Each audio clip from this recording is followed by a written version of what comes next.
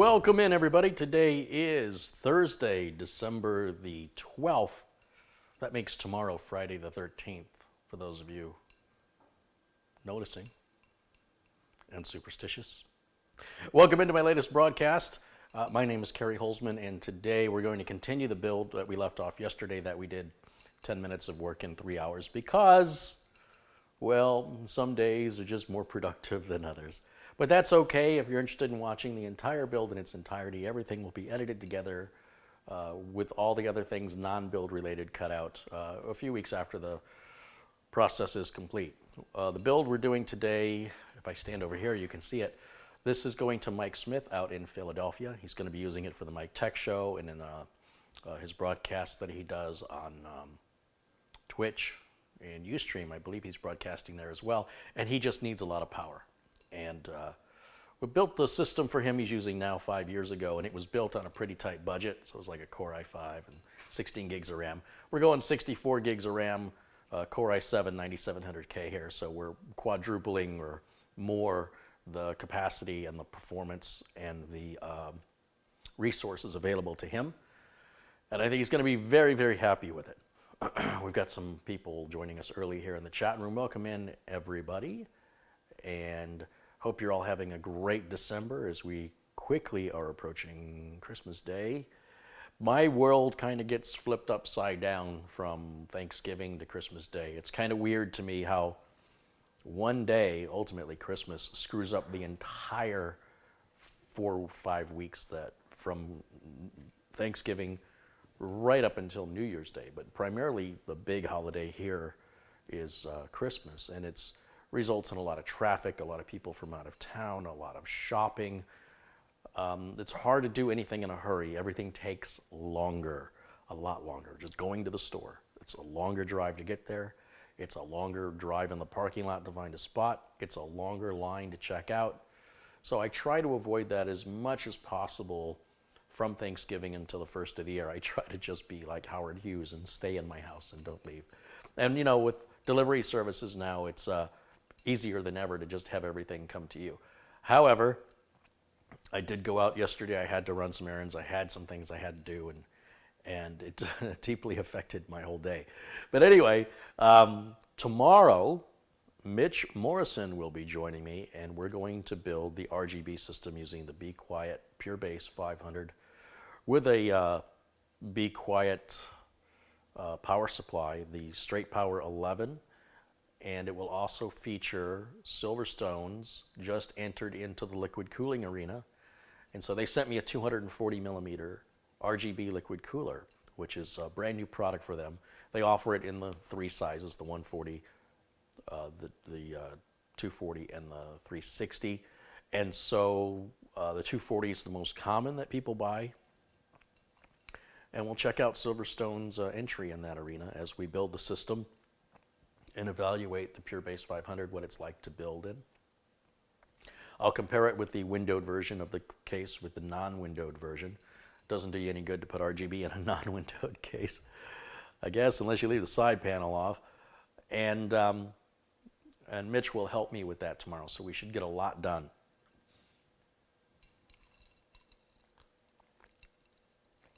We're planning to start that tomorrow at 1 p.m. So right now, as I'm filming this live, it's 1:30.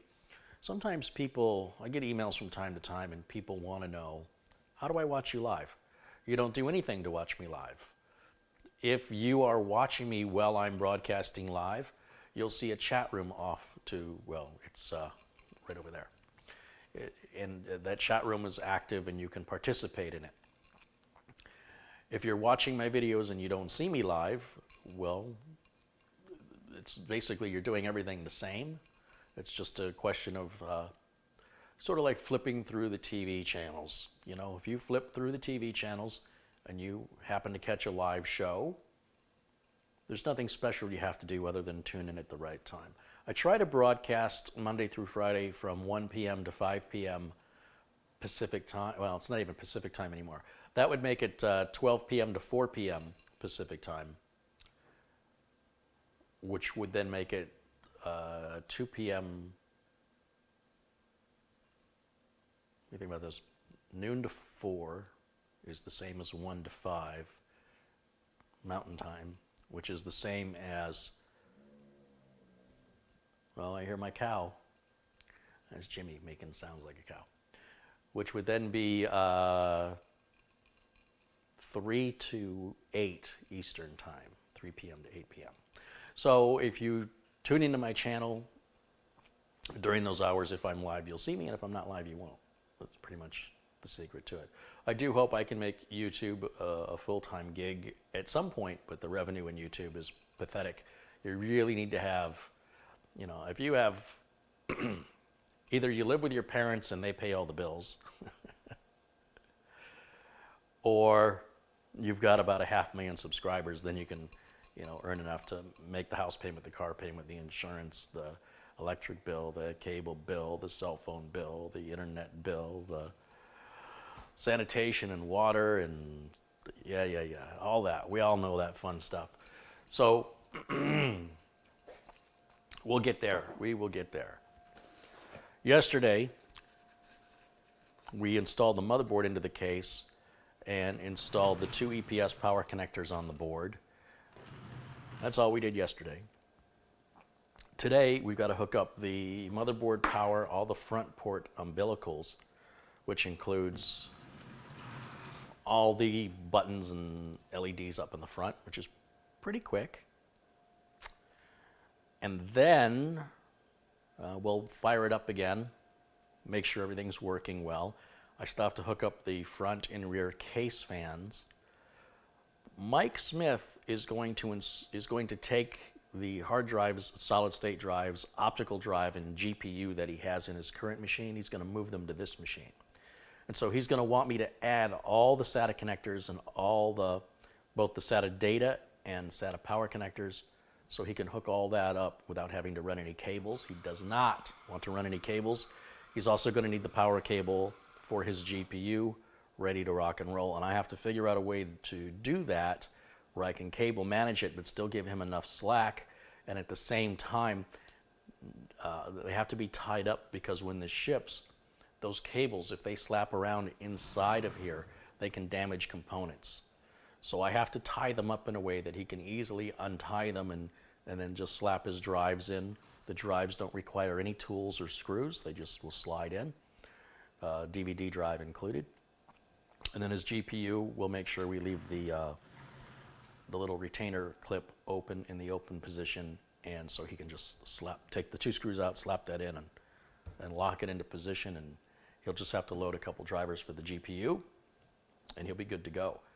So I want to, what I have to do today is pretty simple, right? It's just wrapping up the cabling. And as far as installing the extra cables and the cable management, I will do that off camera, but I will take some shots of the machine when it's completed, as I always do, and that'll be tacked on to the end of the final edited build video for this build. I will also ask Mike if he will film, as he did before, receiving the box. And that way you can see how it's packed. You can get the enthusiasm and exuberance of Mike anxiously opening his new computer. We can see what condition the box is in, having traveled over 2,000 miles, 2,500 miles ground. In other words, just across the roads. It won't go by plane. And because a lot of people want to know how I ship and how is it possible these computers don't arrive damaged. Well, I'll show you. And I've already done this before. If you look at the previous build we did for Mike, go all the way to the end of it, and you'll see him unbox it. Mike was pulling the computer out of the box, and it was a real struggle for me to watch him do it, because what you're supposed to do, the easy thing to do, is flip the box upside down and lift the box up off the computer. Don't try and reach your hands in there and pull the computer out of the box, or you're going to be a while. It's very strong. You'll tear the box. It's difficult. So always remember, when you're taking a computer case out of the box, lay the box flat on the floor and then tip it upright. That way, you're not picking it up and holding it upside down and the case will fall out. You're already on the floor, you bring it upright and then lift the box off of it. Then you can take off your styrofoam, remove it from the plastic bag, and then put those items back in the box, just in case there's any damage and you have to ship anything back. you haven't damaged the box or the packing materials in case you have to reuse them. Ideally, you won't have to reuse them, and you just ship the thing. Throw the box in the trash and recycle bin and have your computer for years and years and years.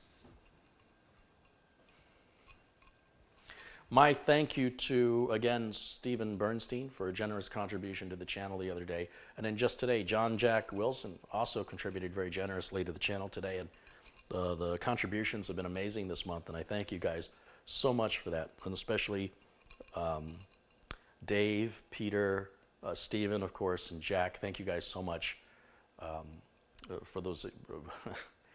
Never in my years would I thought people would be that generous, and you guys are really paying the way for everybody else. And I hope when you guys see them in the chat that you let them know you appreciate it, because it's because of them that you're going to start seeing, like I said, more videos more often with more camera angles with better quality cameras. And in fact, the X400 that's sitting back there brand new in a box, I have to unbox that and kind of give you guys an overview of what that camera is and why I use them for YouTube, why I have evolved to this point, and share that information with you. And then I just ordered another one. Remember I mentioned I had ordered one and there was a whole lot of chaos. So it turns out that charge never even appeared on my account, which is weird. So apparently it was just voided. So I was able to order another one today. Again, I went with a seller I don't know anything about. So I'm taking a risk here, but PayPal will protect me. If I was in a hurry for this, I wouldn't do it. I saw a guy on Facebook selling a bunch of processors. He's got an 8086K for 380 bucks. And I'm tempted because it's a limited edition processor. I'd like to have it. But I think $380 is a bit much for a used processor. And I have no way of testing it. So you're going to give somebody you don't know cash. You're going to walk away with a little chip. And if there's any problems with that little chip, too bad. So I'm a little reluctant. This guy's got it's very suspicious. He's got a bunch of solid state drives. He's got a bunch of Ryzen and Intel CPUs, all cash. And there's a part of my brain that's like, get the deal. And then there's a part of my brain that's like, it's not worth it. It's absolutely not worth it. Just order where you have customer service, where you have the option of the credit card protection, and of course warranty support through the manufacturer. There are some pretty clever people out there that are able to rebrand things, and you know, this guy could be all on the up and up. This could all be honest. I don't know. Maybe those things were overclocked and cooked. I don't know. And I am suggesting to you, no matter how tight money may be, unless you know the seller, when you're paying cash, it's a gamble. So look, if you're the kind of person that likes to go to the casino and throw some money down on the table, knock yourself out. For me, just like the casino, I'm tempted to want to play, but I work too hard for my money to take those kind of risks. I'd rather spend a little bit more and know I've got that insurance policy between the credit card protection and the warranty and the customer support. Those three things. I mean, the CPU may be warranted. I don't know. What if the CPU is bad? It's still under warranty. You send it to Intel. Intel says this isn't a real CPU, or it's been modified in some way and they don't honor the warranty. You just spent whatever you spent for a little chip that, what are you going to do with it, you know? So it's tempting though. I really want that 8086K. I've already got one. I don't know. It's just because they're exclusive, they're hard to find, and when they do sell, they usually sell for quite a bit more than that when they're new. Rick R. has contributed $10. He says, I watch the builds not only for the builds themselves, but for the great info during the question and answer portions. I've learned a lot, and your sense of humor is a bonus. You have a great channel. Thank you, Rick. Thank you very much. I'll make sure I didn't miss anybody else's contribution. Jesse Kirk has contributed $5. And of course, thanks to Jesse. Jesse's also a frequent contributor here. All right. Did I call your name, Lyle? Here, hold on. Lyle wants to say hello. What's up, Lyle? What's up, boy? Oh, there he goes. And there's Jimmy. Hi, Jimmy. All right. You guys doing a good job? You protecting the house? Did you eat some bad guys? Yeah? You need a toothpick? You're a good boy. All right. Shake off that human touch. Oh, and he's back. John Yasuda, a good friend of the channel, has contributed $20. He says, here's Coke money for today's stream. Good job as usual, but I'm watching you on the rig you built. Still running flawlessly. It does run a bit hot under intense gaming though. Yeah, I imagine that's probably true, but hopefully it's not running hot enough to cause any problems. Thank you, John. Shave Lyle. If you shave Lyle, he'll be this big. You look like a chihuahua. Screwball. All right. All right, I guess today I'll actually do some work. How about that? Mike Smith is probably chomping at the bit. What are you doing over there, Kerry? Let's get it done. I can just hear his voice in the back of my head. Do you know how much I did while you're standing around talking? I go, well, then which one of us is the smart one? Get my flashlight out. The next cable that I've got to put in is the main motherboard power cable. There's no other cable that looks like this. And on a modular power supply, the opposite end is split into two. That's the part that goes in the power supply. And these connectors are unique sizes. These are the only connectors anywhere that are shaped that way. So they only plug in one place on the back of the power supply. Super easy. On this power supply, that's going to be right back here and here, just this top right corner. And it's very dark in here. It's difficult, working in the case to demonstrate to you guys fully. However, tomorrow, as I mentioned, Mitch Morrison will be joining me. And Mitch is going to operate the cameras, and we're going to be able to get much better close-up shots for you guys on that build.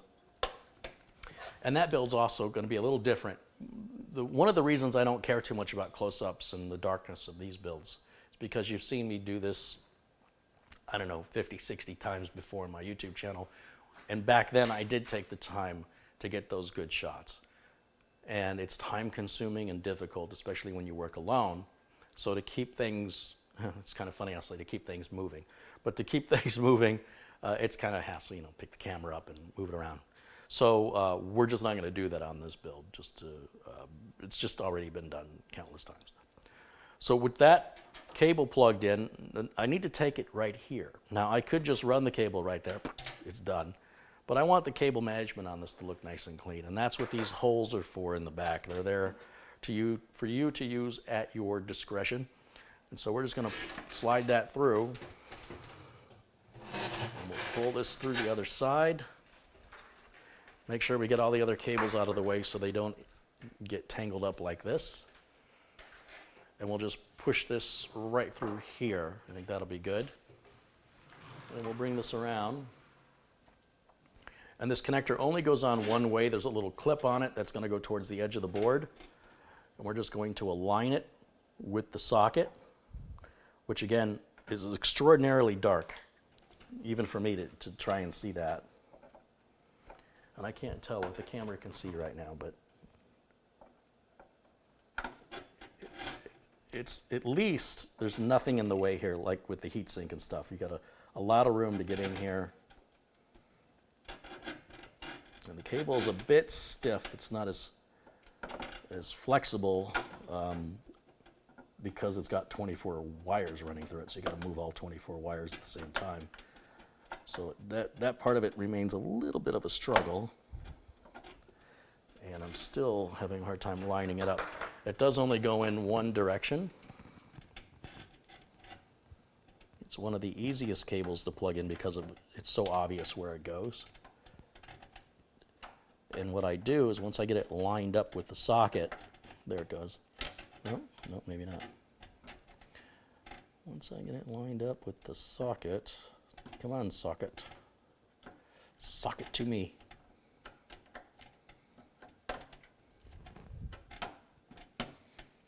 There it is. Boy, that one was tough to line up. They're not usually that difficult.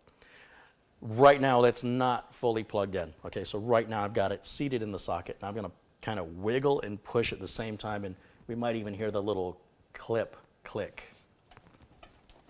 Yeah, there was a little click, and then I give it a light pull to make sure it doesn't fall out, because that would suck if it fell out during shipping and Mike gets it and won't turn on.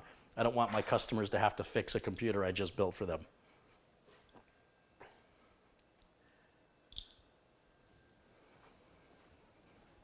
I guess I better leave this out. What do I do with those glasses? I'm going to need my glasses. I am needing my glasses more and more. I have to tell you, I don't like it.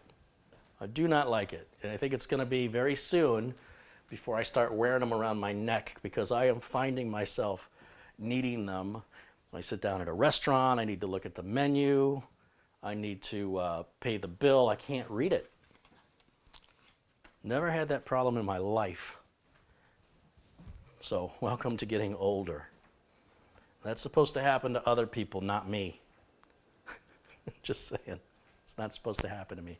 So I had these glasses made, and these, I don't know, they look a little big for my face. These are primarily for computer screen work. They have a slight magnification, and I think there's a slight astigmatism in one eye or the other, but it's very minor. So my vision's still really, really good.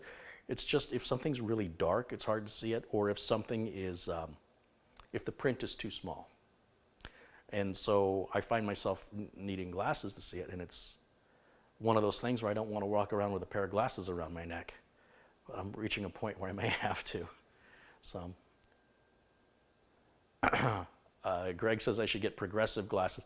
So the problem with progressive glasses for me, I can't find the delineation between one prescription and the next. It's very difficult for me, for somebody who's never worn glasses before, to try and locate the right position for my eyes for a specific task. I guess it's something you get used to over time. I had a very expensive pair of progressives, and I got rid of them. I had them change the lenses out to just one prescription. I really only need it for reading, and then I have another pair for the computer screen. With reading, I absolutely have to have it in some cases because I can't make out some stuff. It's just not in focus. With the computer glasses, I don't need them, but what it does is it makes it kind of look high definition. Without the glasses, it kind of looks like standard definition. And given a choice, I like high definition. And supposedly, it's supposed to be less strain, so you don't get tired as fast. So that's what these are for, but they also help because they have a slight magnification versus reading glasses. If I was wearing reading glasses right now, then everything beyond there would be blurry. After about 2 or 3 feet, my everything's blurry. They only work for close up. So these are a nice balance in between.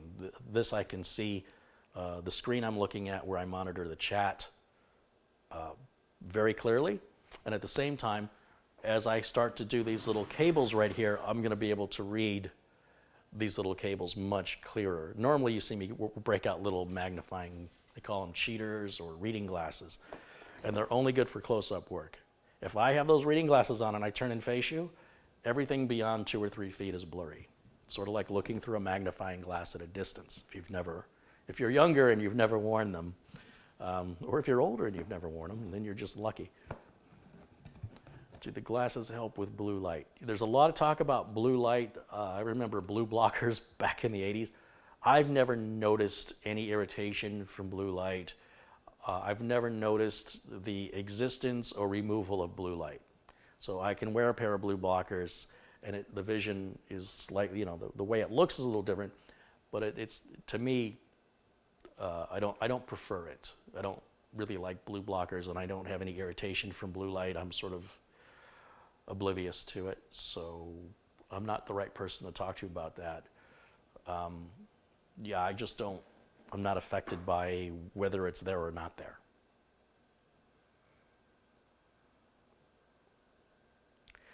Michael Collis just contributed £4.99. He says there's money for your lanyard for your GEPS, which is a Newcastle Geordie word for glasses. GEPS, that's a new one. All right, Linda, are you watching? GEPS. I love hearing new British words I've never heard before. That's fantastic. Cog Gin has contributed £5. He says, buy Linda a Coke for me after her great video. Right on. I sure will. Bob Oliver contributed $5. He says, I've been watching for 6 months and I enjoy your shows. Right on, Bob. That's always awesome to have new loyal followers, new fans. I don't know if I want to call you. If I say you're a fan, it makes me feel egotistical. But people who appreciate my work and like to watch it, it's very flattering to me. I appreciate that.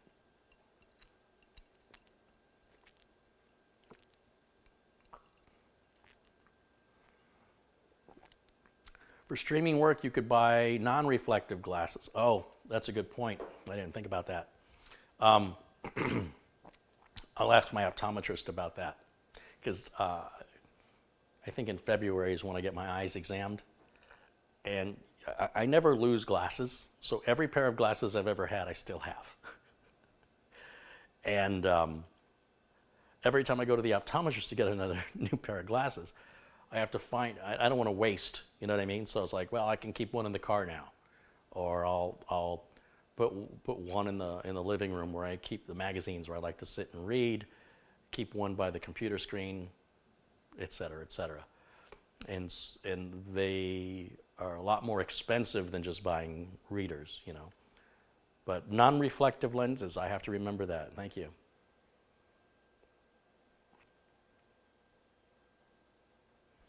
Carrie, please speak on VPN. So many of you ask questions of topics I've already covered. One day I will do a Q&A where I will just queue up all of my quick tips videos so that every time you ask me a question, I can point you to the link. Until then, I need you to search it out, and it's really super easy. All you have to do is, using the YouTube search, type in my name exactly as it's spelled, along with the subject matter you want to know about. So in this case, Carrie Holzman VPN. Carrie space Holzman space VPN. There you will see a big thumbnail on a short quick tips video about my thoughts on VPNs. You can do this for any subject. About 7 out of 10 questions that are asked daily in the chat have already been covered in previous videos. With like 900 videos, you know, it'd be tough to sort of sift through them by hand. But if you use the YouTube search, I think you'll find what you're looking for 7 out of 10 times. And if it's not there, then let me know. That may give me ideas to create a video on it, unless it's very niche. You know, like I want to cover the questions that a lot of people ask, not the questions that one specific guy wants to know that wouldn't benefit anybody else. You know what I mean? But that's how I get those ideas. You know, I start getting those same questions over and over. I'm like, all right, we're going to make a video for this, and then I have to teach people how to go and find the videos.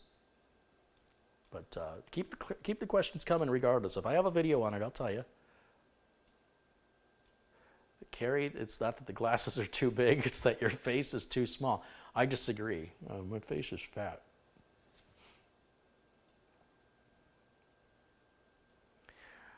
Ah, yes, and people in the chat are always available to answer your question. Very knowledgeable people in the chat, and very helpful and supportive people in the chat.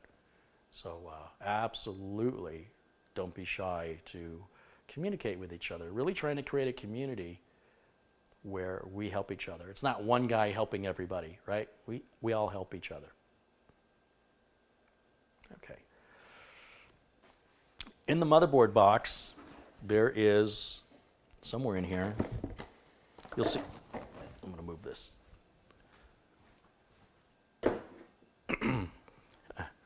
People are always nervous when they see my Coke there, and you can watch practically every one of my videos that Coke is there, and never, ever has it been knocked over. But I just almost did right now. Keeping my record clean. But in the motherboard box, what I was going to show you is I've got all the spare parts in here. I didn't know if Mike wanted that stupid thing, but I threw it in there. This motherboard comes with the G connector. And that's this right here. And the G connector is this little plastic piece that we can hook all the front LEDs and switches onto. And then we just have one connector to push on the motherboard. We're still hooking up the same connectors in the same place, but what it means is in the future, if we ever have to disconnect it, reconnect it, we can just pull one connector. It makes it easier to work on, and it's an option to use it. You don't, if you want to use it, use it. If you don't, for me, it's basically the same amount of work. You know, like I said, I'm still putting the same connectors in the same place. It's for future work or upgrades to be able to just quickly remove it or put it back on. And we're only using, so if we look at this, I love how this camera focuses. It's fantastic. Oh, somebody needs a manicure. Okay, so on the, let's see if you're watching this, on your right side it says power LED and then PW. So PW is the power switch. And then the rest of that we don't use. If I hold it still, the camera should focus. And then we'll flip it to the other side. And so directly behind the power LED and the power switch, you will see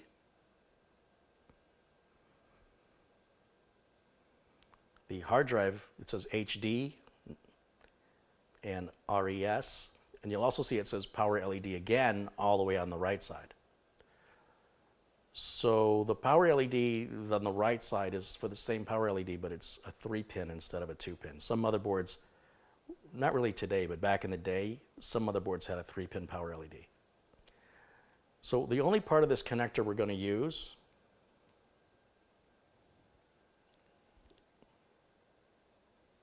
is right there, and then on the other side, that's the, if I can hold it right, it's weird to do this in the camera, it's backwards.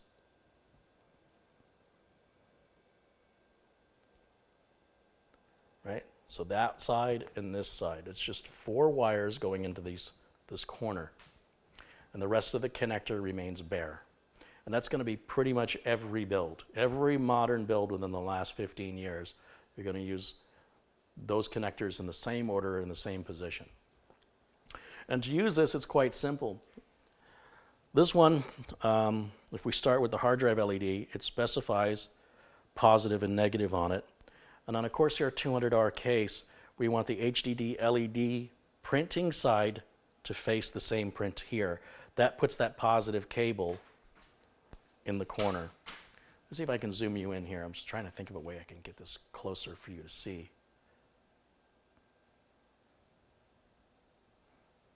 Let's try that, see if that's any better.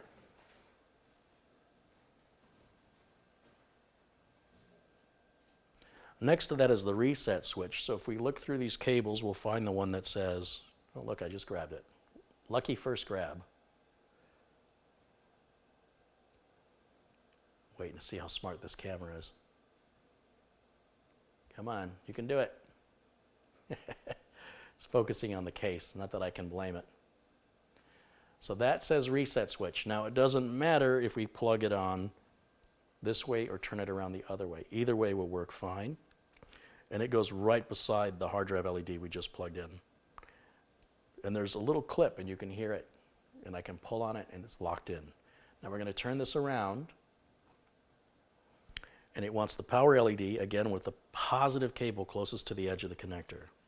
So here I'm going to grab the power LED.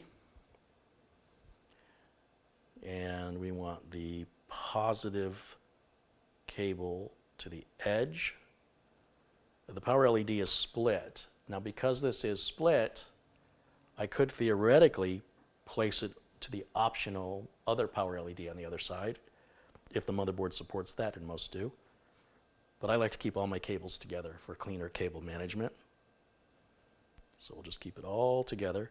And that means I have to, in fact, that's why this cable is split. Because not only do some cases have 3-pin connectors on their power cables, some motherboards, back in the day, I haven't seen one in a long time, only offered a 3-pin power LED connector on the motherboard. So for compatibility reasons, typically the case and the motherboards now offer 2 positions for your power LED. Kind of silly. They couldn't decide on a standard, I guess. I don't know what's going on with that. Okay, so I need the positive cable. One of these has a little plus. Again, hard for me to show you. And one has a minus. So the plus is going to go towards the edge. I have to squeeze them together. And they're going to slide into the connector. Push down and I should hear a click. And I tug on it, and if it comes out, I obviously didn't put it in all the way. The last one we've got to hook up is the power switch itself. So once again, with power switches. It doesn't matter if we plug it in this way or this way. I like the writing to face out. Now, instead of having to plug those individually onto the motherboard, when I run this through there, turn this case around, right down here in this lower quadrant on every motherboard made in the last 20 years, this is your front port I/O. And again, we're not using any of that. We're just using that. Sorry, right over here. We're using the top 4 pins and the bottom 4 pins on the left side. That's it. Everything else we're not using. And so,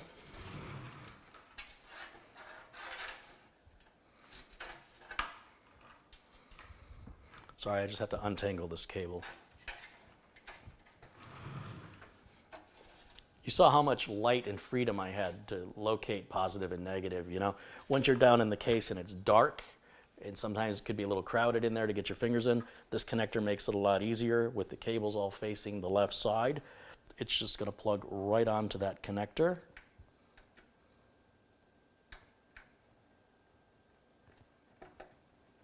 I give it a little bit of a wiggle and I push on it at the same time until it bottoms out. We'll take the spare cable and just push it out the back.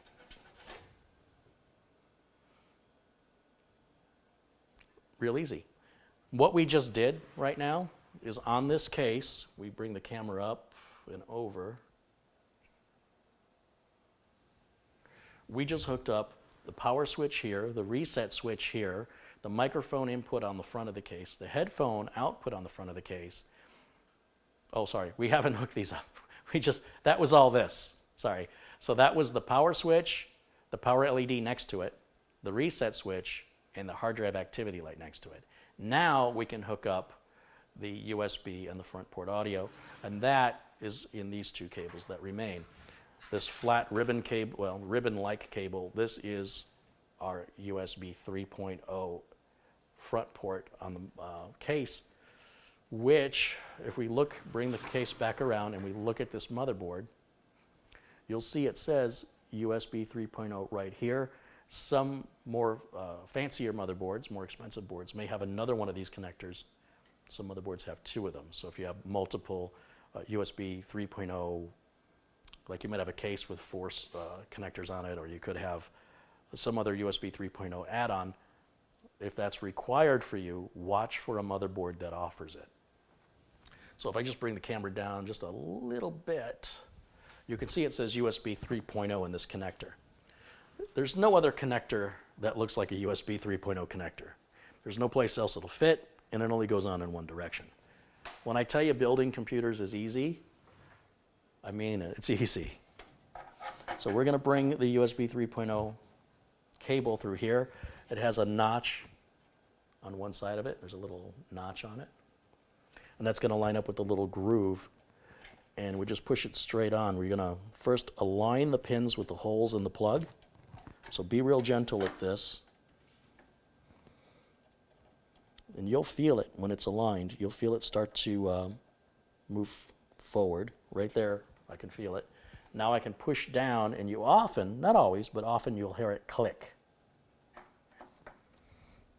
Yeah, that one didn't click, but that's plugged in. Now I do wish that they had a better means to connect this that would lock it in place. Because if you do your cable management too tight on this, it'll pull it right off of there. So when I cable manage this, I always make a little loop here, and I'll do that later,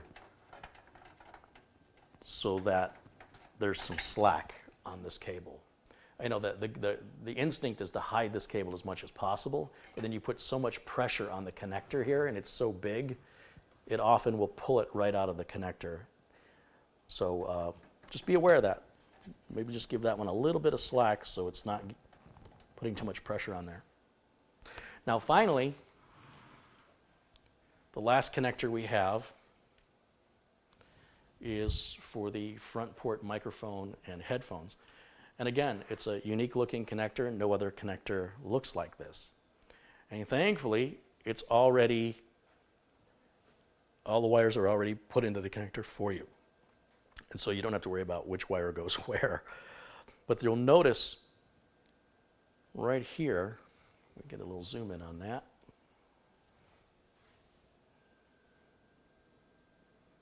Oh man, I love this camera. All right, so you notice that that pin right there is blocked. That prevents you from plugging it in this way because there'll be a pin that's going to hit. It won't go on. Now this particular connector on most modern motherboards goes down in this, somewhere in this corner on most motherboards. Now looking at this board, if we look really closely at it, let's give you a zoom in on the bottom.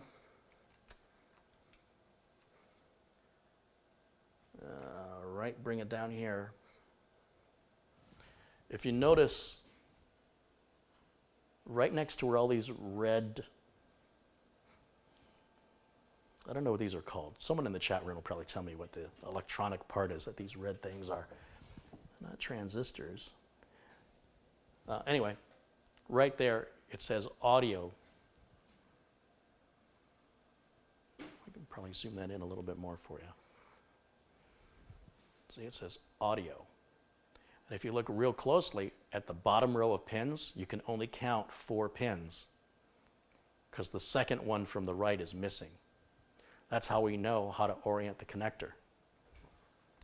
So what I'm going to do is just, again, find a hole to bring this cable through to try and hide it as much as possible. This is the worst cable to try and hide because it has to run to that bottom corner. Like if I zoom this out, I can give you a better example of what the challenge is here. When I need to run this cable, this is our last front port audio cable, I need it right here. But the motherboard's in the way to sort of, drop it down.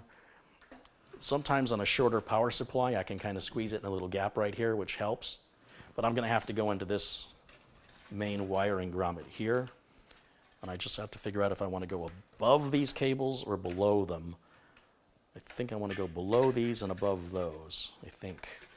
You just look at it and see what looks right to you. Let's see if I bring it in like this. And then it's going to run the length of the bottom of the board. Kind of wish somebody would have a little clip right here on the top of this clip that holds the power supply down. It'd be nice if there was a little clip that held the audio cable down. Somebody should invent that. There's my $4 idea. Anyway, all I got to do is make sure that blocked pin is on the bottom and line it up. Again, when you line it up, you'll feel all the pins go into the holes. And then, and only then, wiggle it back and forth and at the same time push on it towards the board until you feel it hit the bottom. There's nothing holding it in. There's no clip. There's nothing to click. It's just a tight fit is all it is. And then when I do the cable management, I'll pull the slack on that, but it'll always sort of look just like that. And just to give you a zoom in on that, to give you an idea what that looks like, on every motherboard I've worked on, that audio connector is somewhere in this section of the board. Just like these front port switches and LEDs are always in the right side. Now, if you're using a mini ITX board, that's a totally different design. But on ITX and even micro ATX, did I say ITX? On ATX and even micro ATX systems, this layout is pretty well industry standard.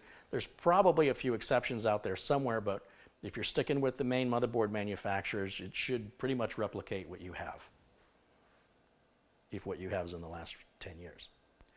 Now, I am going to hook up the front and rear fan. That the rear fan is going to be difficult to get to because the pin is way up there.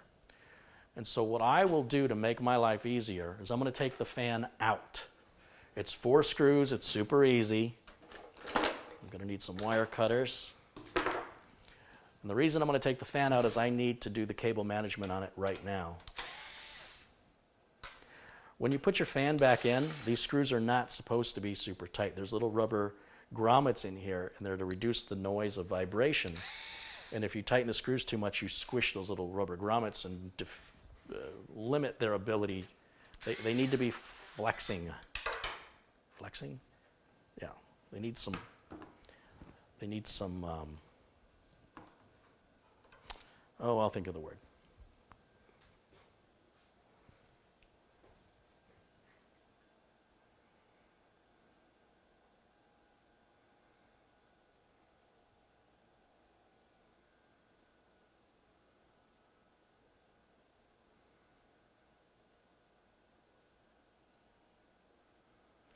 Glenn Davies says, red things sounds like the right name. Maybe those are capacitors. I have a friend of mine who would probably be able to tell me what that is. I don't know what those are. Maybe it's just the color red that's throwing me off. Because capacitors are usually round. Oh, well, there are rectangular capacitors.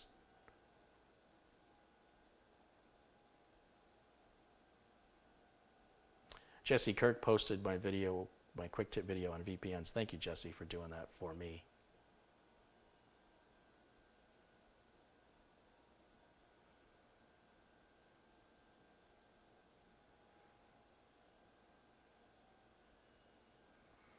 Sharon said she always fits a PC speaker to her builds. You know, cases today, like the cases I'm using, the Corsair 200R, none of them come with PC speakers anymore. And yeah, if you still want to hook a PC speaker up, that would go to the opposite end of the connector here. But I don't use them anymore, and I don't miss them. And I'm not going to buy a bunch of them to put them on there because I don't. I've been diagnosing without PC speakers for some time, and in some cases the beeps can lead you right to the problem much faster. But I always find the problem. I always get my man, you know. But it's certainly an option, and you can buy the little PC speakers individually, I'm sure, on Amazon. But it's something we did in the 90s and early 2000s, and while the motherboard manufacturers still support them, it's pretty rare that they're including them either with the case, and it wouldn't be something that would be included with the motherboard. That's something that would come with your case. I suppose there's cases out there that still offer that, but I haven't seen one in a long time. If I had it, I would use it. But since I don't have it, it's not worth going out of my way to put one on. So now what I want to do, now that I have this fan out, I want to remove the wire tie and replace it with a nylon zip tie. And I need enough cable to go right up into that connector up there.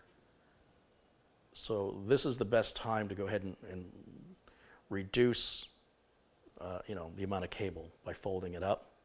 And the way it comes from the factory is pretty well the way we need it. So before I remove the cable tie, I'll get a nylon zip tie. I'm going to use 2 of them on this. I ended up taking the nylon zip ties that came with the power supply in the case, and I just threw them in here because they're all going to be the same once they're cut. And so I'll put one here.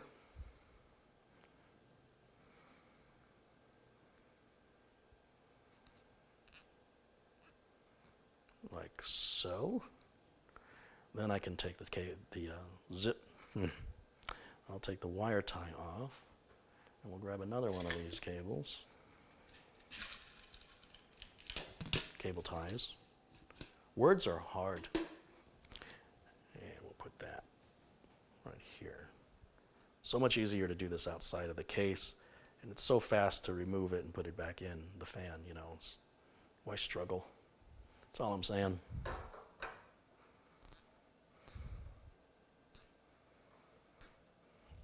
There we go. Then I'm going to cut those little pigtails off. Let's bring it over here and you can watch it. Get rid of that one. Get rid of that one. Get rid of the wire tie. We'll put this back in here. We'll come back to these later. These are 4-inch cable ties. I go through a ton of these. The 4-inch cable ties are the ones I use most often. And then every once in a while I need like a 6-inch or an 8-inch cable tie for some of the fatter cables to get enough. Or you could always take 2 6-inch ones and put them together too if you want to, if you need a longer reach.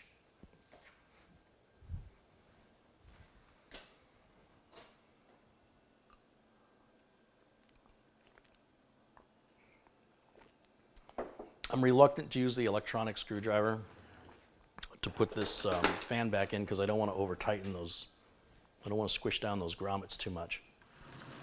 So we'll put this in. I like the logo to face up, and I need that cable coming out in this direction because it's going to go straight across. So think about that when you're putting your fan in.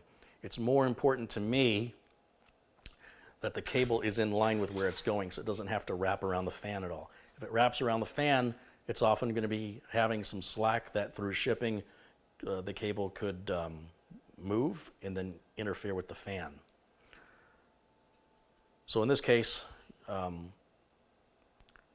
this facing straight up, it's going to be hidden. That's sort of a secondary thing for me. But it works out perfectly that when that's straight up, that cable's coming out exactly where I need it to go to connect basically right up here on the other side.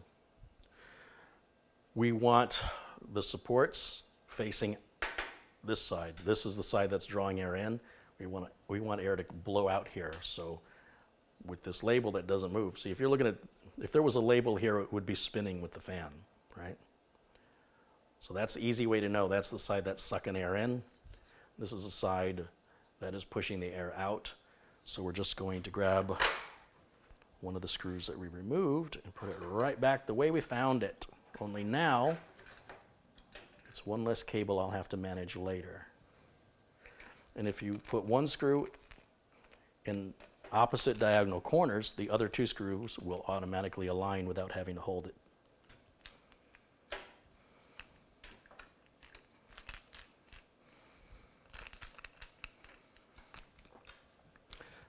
And remember, I'll keep saying it, do not over tighten these.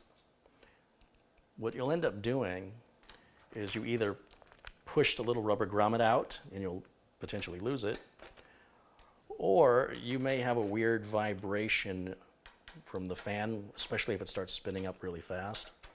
So the minute I start to see that grommet start to squish, that's where I stop. That's tight enough, that fan's not going anywhere.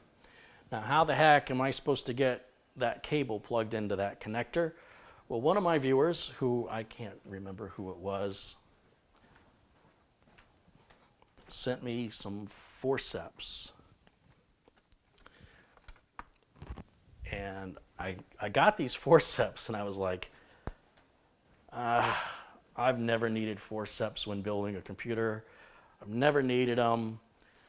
And it was a nice, thoughtful thing to send, but I probably will never use them. And now I wonder how I've lived without them all this time. I can't thank that person enough. If you're in the chat and you sent these to me, please speak up. I can never remember. But it's the generosity of the community is fantastic. And, what a great contribution was to open my eyes to something that I didn't really see any value in it. But now, especially, sort of a combination of two things. On the one hand, I probably didn't need them as much until I started using this cooler with this case. Combined with the Gigabyte boards that I've always used, that fan connector is way up there. It's really hard to get to. There are other fan connectors around the board, and I can use those if I want to, but I just think for cable management purposes, it's nice and hidden and tucked away back there. So I'm going to use these forceps, and I need my flashlight so I can see.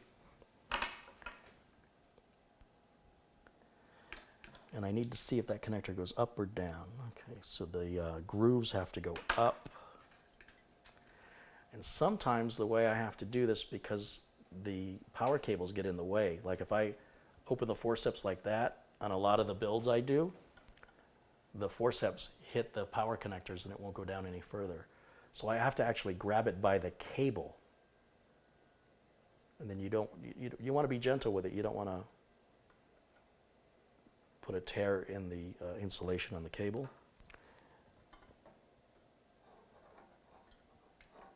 And of course, because it's cable managed, the cable's a lot stiffer, a little harder to maneuver. I just need to line it up,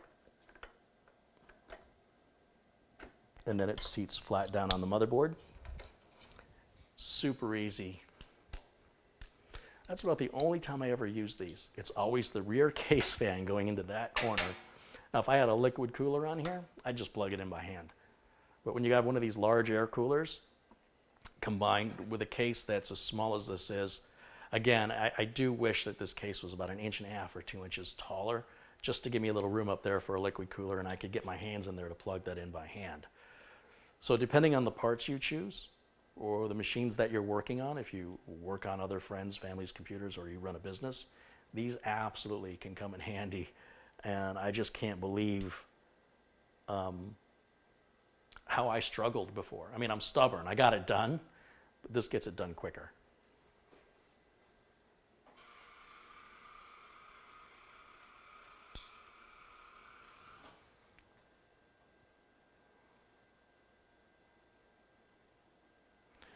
Florence says, I just realized my hard drive LED wires were backwards. Yeah, I talk about that a lot on previous builds, where if you put the LEDs on backwards, they don't light up. One of the things I check when I do my first power on test, and like especially when I'm installing Windows for the first time, I check to make sure those LEDs light up. You should see your power LED stay on, steady, and you should see your hard drive activity light blink anytime your drive is reading or writing. That's important because when you're diagnosing a system that you think is frozen or locked up, if that light is blinking, the system's doing something. If the light's steady on or steady off, it probably really is locked up. So for me as a tech, it's really important as a diagnostic tool to have that LED. Furthermore, nothing irritates me more than people who pay for something and don't use it, like a turn signal on their car. Say you just bought a $30,000 car. How much of that $30,000 went into the LED lights and the wiring and the switch on the steering column and the flashing unit, or however they're doing it these days, that blinks that light on and off on the front and on the rear of your car? You paid money for that. That's a part of what you paid for. Use it. So if you've got a hard drive LED and a power LED, just take a moment to verify that they're working. If they're not, it's probably because you have the connector backwards. Just flip it over. And now you've got what you paid for. That's all I'm saying. That's all I'm trying to say. So yeah, forceps, I'm telling you. But I never thought to get those.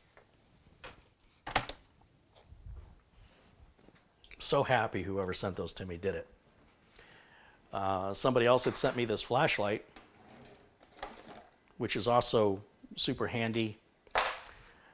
The batteries last a long time in it. It's called a Leo, and it opens up like so. It's got a magnet, very strong magnet. You can stick it to something. It's got instead of the narrow focus of a regular flashlight, it's got this wide beam. But if you hit the power button again, it's a normal flashlight on this end of it. And then it's got a clip for your pocket.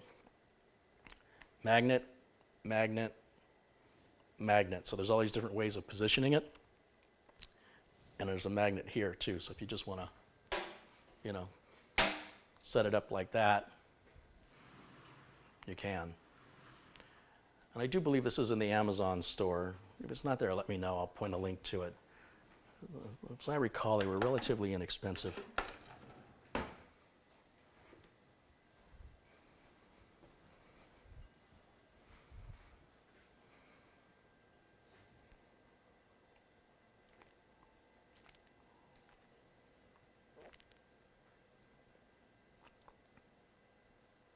Carrie, are you a proctologist?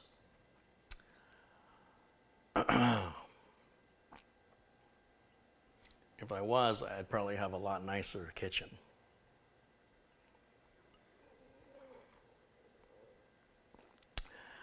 Glenn says, those red components, we're talking back on by the audio down here, those are high-end WMA and audio capacitors. Oh, very cool. Thanks, Glenn.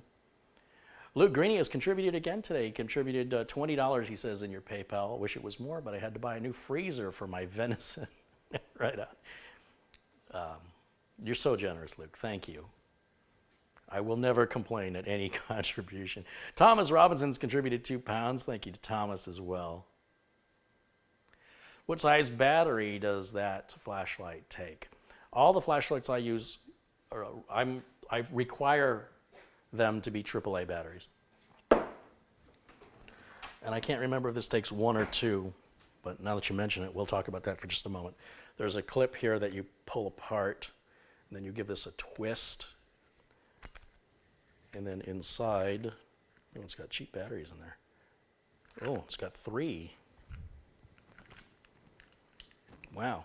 Well, that explains why it's so good. Yeah, there are 3 AAA batteries in it.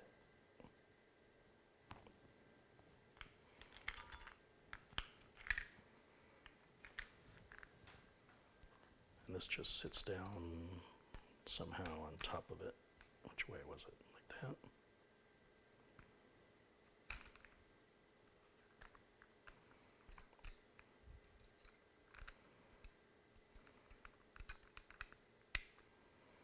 Kind of goes on like that, and you give it a twist, and then this locks this way.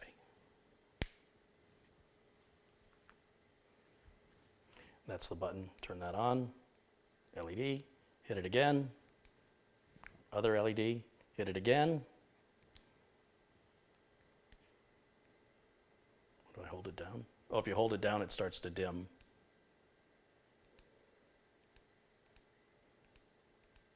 Yeah. It's a really great flashlight. I really like it a lot. Some of the best flashlights that I like are too big to use on the computer. So you'll see me use these. These, I get like 10 of these for $22 off Amazon. I end up giving about 8 of them to Subaru Mike because he drops them pretty hard on them. And they're like, I don't know what kind of aluminum, but they're metal. They're not plastic. And these take 2 AAA batteries. And these are the rechargeables that I bought, the Eneloop Pros, that are supposed to hold a charge a lot longer than these other rechargeable batteries I was using, that I could charge them to full capacity, and 4 days later, having not used them and having them just sitting on my desk, I grab them and they're at 50% of a charge. Like, they just dissipate naturally.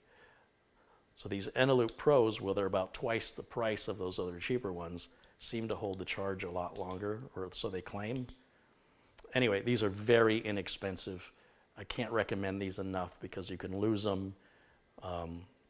Like I said, you can buy just one if you want to buy one, but you get 10 of them for like, I think it's $22 or $27. They're under $3 a piece when you buy 10. Give them away as stocking stuffers this year. Batteries are not included. Oh, I don't want to put that back yet. Gary, you need one of those LED lights strapped to your head like a doctor uses. Well, what I did buy, I saw on Amazon, these are a little dusty, but these clip onto the glasses, and there's a little power switch right here. So you can put these on the glasses like this. You know, you can put one on each side. Just take the little alligator clip. These are in the Amazon store that I have in the link below the video. Put that in, turn it the right way,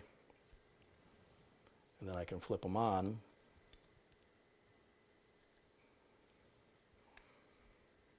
Flip them on,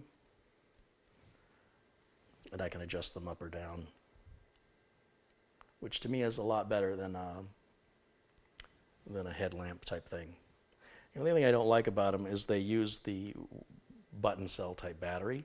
So far I haven't had to replace them, and they're relatively inexpensive. They're pretty unique, and I like how I can really focus the direction of them, which I can't really do with a headlamp.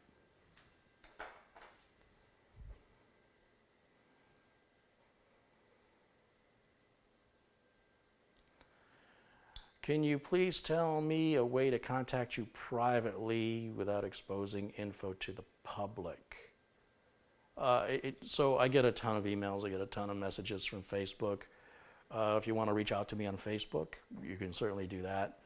Otherwise, if you're sending an email that has nothing to do with business, you may not get a response. If you're just there to ask questions, I have a lot of people that have paid for services, and I have to prioritize those people. Or I may not have gotten your message. I don't know, because I don't know what your message is about. But all messages regarding any sort of business are certainly prioritized, and other messages, well, you'd be surprised at some of the messages I get. So they typically just don't get answered because if somebody is asking a question and somebody else has asked a question, and of those two people, one person is paying for the service, of course I'm going to prioritize them and help them out. So yeah, you can reach me on Facebook. You can also reach me using the email link at tech-vets.com on the right side of the page. But I just want to warn you ahead of time, if it's not business related, you may not get a response based on my time constraints, but I do try to get back to everybody. But anybody that's contacting me for business, I will always get back to you, always.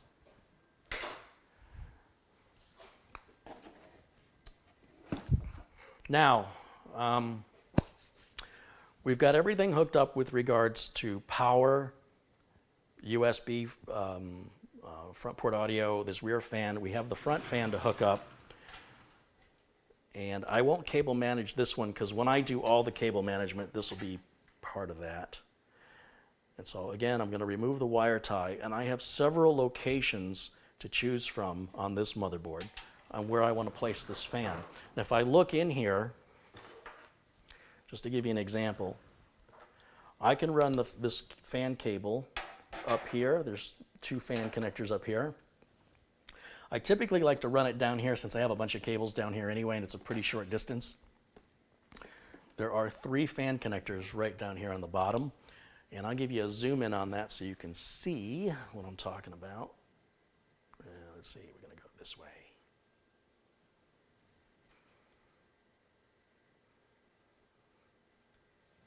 Right there, you see the 3 fan connectors. 1, 2, 3.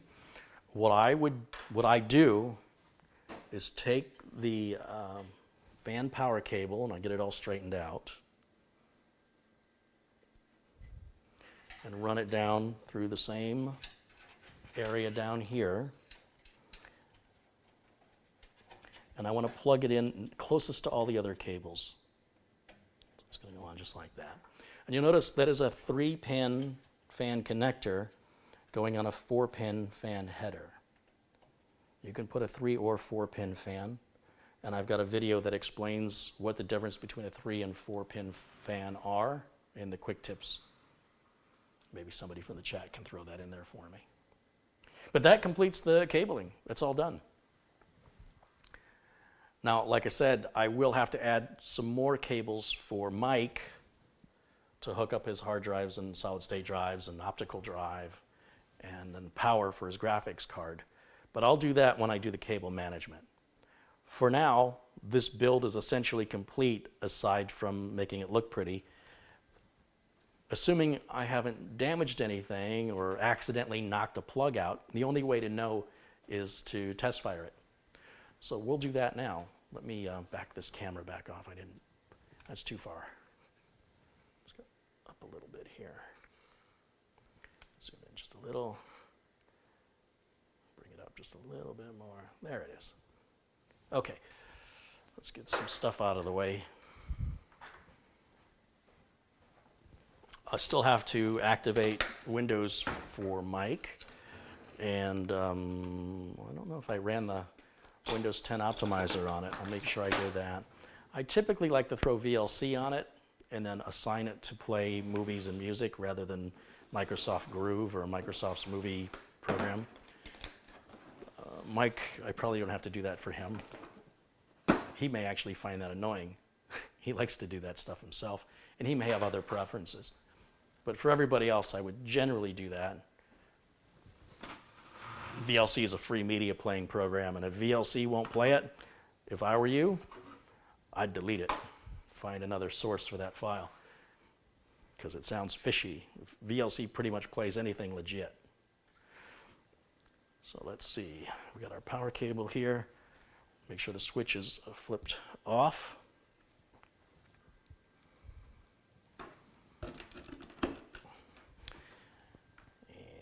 Plug it in right there. I need an HDMI cable. So these are the Twisted Vanes HDMI cables that I get from Amazon. And I ordered another 15-foot cable which I have here. And you'd think this is a nicer cable. It's a bit more expensive, but it's so thick. The cable's so much thicker. It's sort of like a garden hose. You know what I mean? Like it gets so thick it binds up on itself, or it's got a lot of weight to it. So these cables are lightweight and super flexible, so I like these better. This is a great cable, don't get me wrong, and especially if you're only running it once. But for me, I need something that I can move around with and I can coil up and get out of the way. And these twisted vanes cables are fantastic. The only complaint I have about them is they have these stickers. And as they get old, if it'll focus, there we go, the stickers fall off, and it's just stupid. I wish they didn't have the stickers. But look, nobody's looking at your cables, all right? They're looking at whatever you plug the cable into, like your television or your computer monitor. But if they didn't ever put those little stupid stickers on there, they're like acrylic.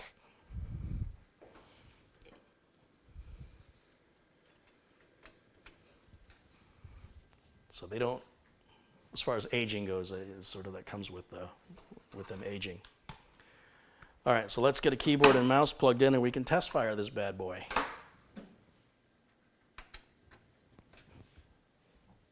So this will be our second test fire. We test fired it before when the case was out of when the motherboard was out of the case, and we installed Windows 10 on it and ran, I think we ran Prime 95 on it for like 20 minutes. I think it's just super cool. This time when I turn it on, I should see this fan run, that fan should be running, and then we're going to run it off to your monitor.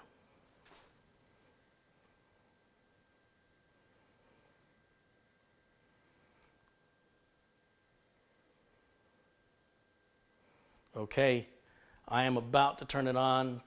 You know what? Let me make it so you can see what I'm doing too. Hold on a minute, let me do this right. Put myself right up there, ought to be good. Okay, here we go. Hit the power button. I want to see the power LED come on. Oh, I have to turn the power supply switch back to the on position first. There we go.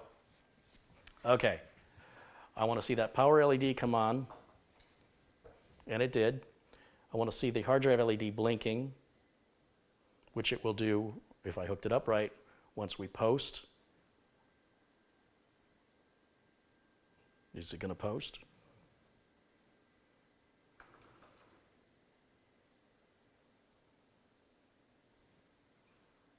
It's taking an awful long time. There it goes. And yes, the hard drive LED is blinking, so that is hooked up correctly. You'll see this board does have RGB on it if I zoom in on it.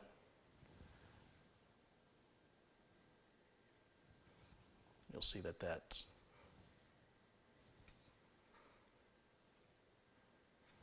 lights on. Let me see if I can cut the lights in here and you guys can maybe see that. Yeah, there's still too much light. That whole thing lights up and is controlled. You can control the color of it. This case doesn't have a window, so we won't be using that. But it's another way to know that the power's on the board.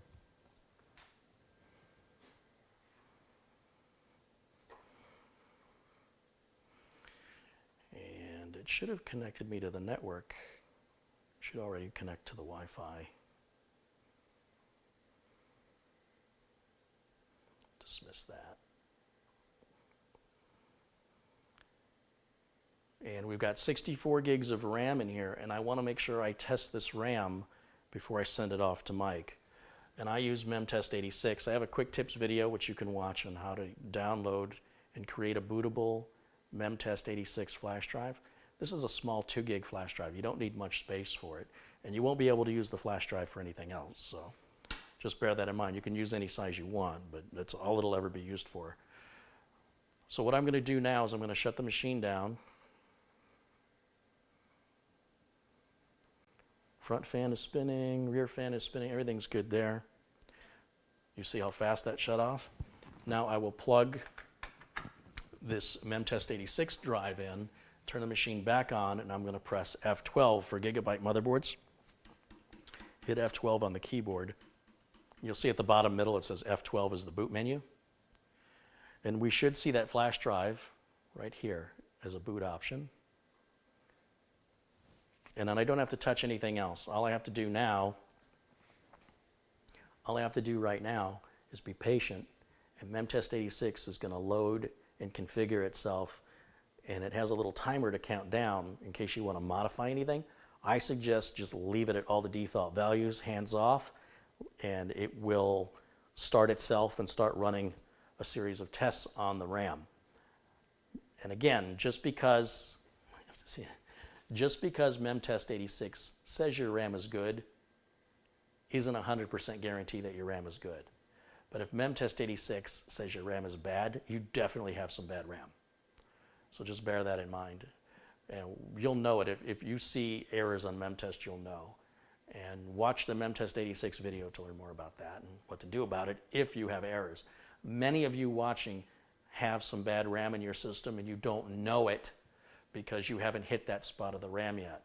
You're not fully using the RAM. That's why it hasn't impacted you yet. So it's a nice peace of mind to run this on your system to make sure that everything passes the way it should. And so we're going to do that now, and it's going to take a while to test all 64 gigs. It's going to take quite a while, probably 2 hours, hour and a half, 2 hours.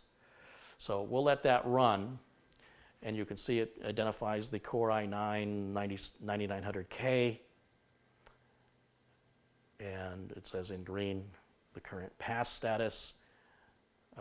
Just below that, the test status. Right now it's highlighted test 2. It's going to go through 13 different tests, and then it's going to repeat that 4 times. But I'm not going to wait around for it 4 times. The first series of 13 tests should take an hour and a half to 2 hours with that much memory. And while we're waiting, I'll be happy to address any questions that you have right now. So let me go full screen again and back this camera off. Okay.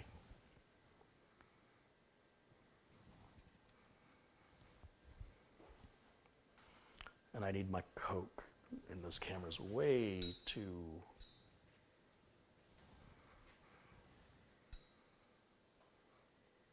See, the problem, even though this camera does have a remote and you can control, I can't control the tripod with a remote, so I still have to get up there and manipulate it by hand. So that's why Mitch will be here tomorrow, and he'll be the camera operator for tomorrow's build, which I'm very much looking forward to.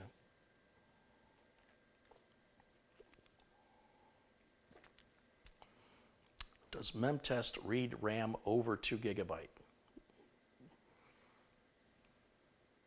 MEMTest reads all RAM. I don't know what you're talking about. It'll read 2 bits, 2 megabytes, 2 gigabytes, 2,000 gigabytes, 200 million gigabytes. Yeah, it'll, of course. Not sure I understand that question. I can't wait for the 7-segment diagnostic LEDs to help you. 7-segment diagnostic LEDs. I don't get it.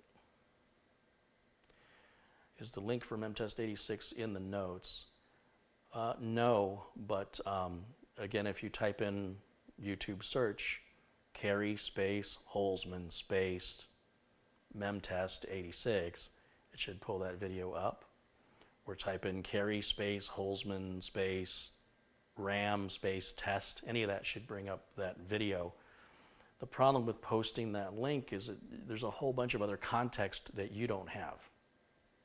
Because if you don't have the wherewithal to just go to Google and type in MEMTest86, if you need me to provide a link to you in order for you to locate it, then I suggest you watch the video that I wrote, that I made, that covers all the other information you don't have, more than likely. So that'll provide all the information you don't know to ask. I highly recommend you watch that and follow through, because it details not only the location, but also how to use it, how to create the flash drive, how to boot to the flash drive, what the test looks like and what to look for, and then what to do if you have errors. It's all in that short quick tip video. And Luke Greeny had just posted a link to it. Thank you. And then Glenn says, oh, you remember the red A0 on the motherboard. Yeah, okay, yeah. Someone was asking me something, there was a question that was really puzzling to me, and then I realized they were talking about the diagnostic LED that a different board had, and I wasn't paying any attention to it. Like, I didn't even realize it was there. I'm so accustomed to doing what I need to do, getting in and out as quickly as possible, that I don't even pay attention to the diagnostic LED. So when someone asked me what that was, I was like, what are you talking about? They're like, down at the bottom of the motherboard, don't you see it's got a letter and a number that lights up? And I'm like, well, there is? I never use those. I've never, ever found those to be useful in diagnostics. Not one. Well, maybe once, but it's so rare. So whether it's here's what you're going to learn about me. If you don't already know, things like PC speakers used to diagnose or diagnostic LEDs, I just don't rely on them. I rely on this. This is consistent. That stuff, sometimes it's helpful, sometimes it's not. But to each his own. Is it easy to unplug the connectors on that Corsair power supply? I haven't had any problems. I mean, how often do you need to plug and unplug connectors? Why is that a problem? Glenn says, oh, he was the one who asked the question. That was you. You're the guy. All right. Bill says the new Star Wars movie's coming out on December 20th. Yes, so believe me, I know. Carrie, would you be up to traveling to the UK to build my system, all costs on me? Yes, please, now? Can we go now? Yes, yeah, yes. What do I have to do? Please? I got to renew my passport. But other than that, yes.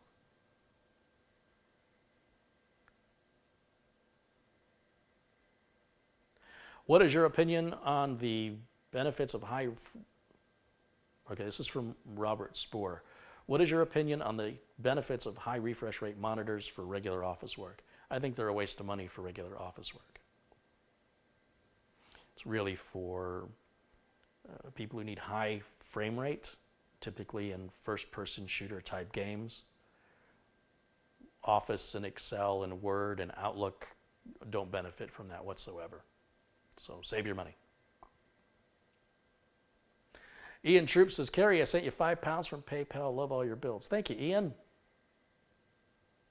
Have you built a mini ITX system using a small form factor power supply? Yes.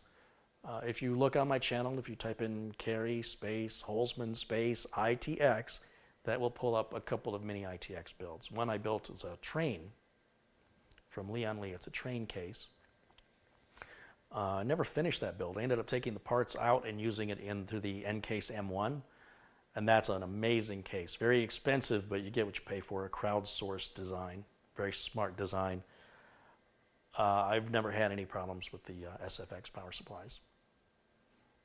And you're sort of limited as far as how much power you can get out of them, but you're not going to be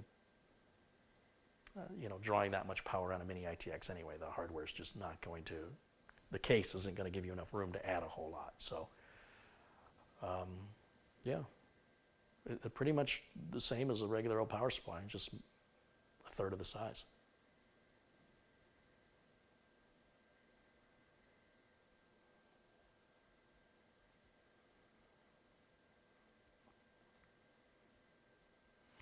Glenn said he had asked me about those diagnostic LEDs because he hadn't seen them before. Yeah, I find that that stuff is really mostly novelty. It's not really useful, in my experience. It just doesn't really, it just adds confusion is what it does for me. So I don't like to rely on technology to fix technology. I like to rely on my brain to fix the technology, and let the technology, when it's working, help my brain. But when the technology is not working, I'm not looking for another technology to fix that technology. That to me is a downward spiral into obsolescence of the human race. But more importantly, it's It's a matter of pride. It's a matter of me being able to proudly diagnose and repair a system relying mostly on this. And that might take longer. I might go around fixing something a completely different way than somebody else. And it may be, in some cases, less efficient, but I don't care. The reward I get from having completed the job and seeing it through and not quitting or giving up makes it worth going through that process for me. There's a fulfillment, little dopamine released in the brain, and you get it working and you outsmarted it, and it feels good.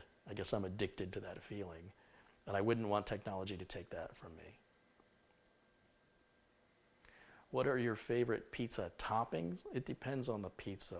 Not all pizza's the same. And so there are some places that have horrible toppings. They have a good pizza, but their toppings are terrible. And then there are other places that have great toppings and have terrible pizza. So it really depends where I'm getting pizza from, how I order it. They're all very different.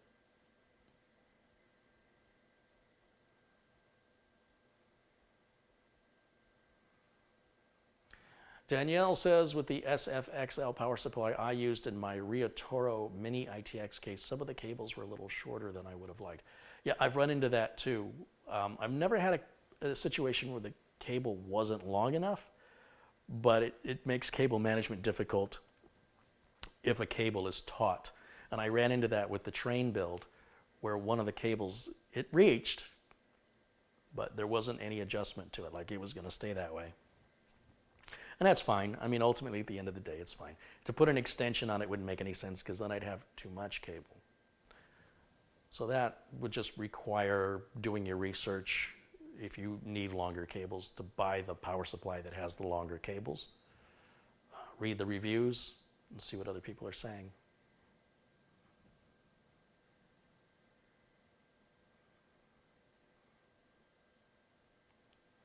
Carrie, I'll pay your passport and sort a month's travel in Europe for you.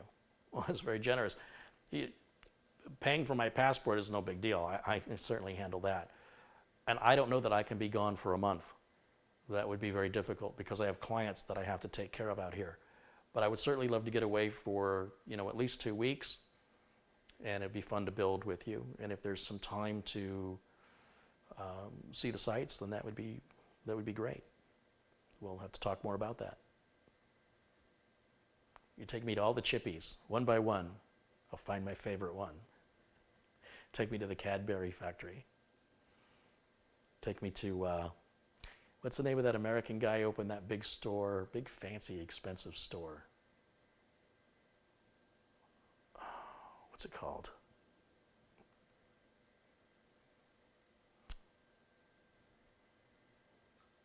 I can't think of the name of it.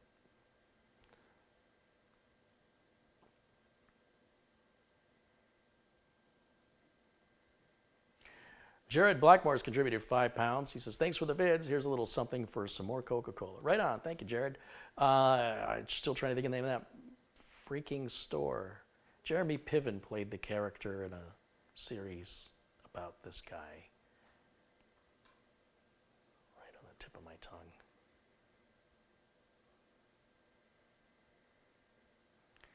Chris Jones says, I'll take you to the Walker's Crisp factory. It's near me. Oh, that'll be like me going to church. That would be amazing. I won't want to leave.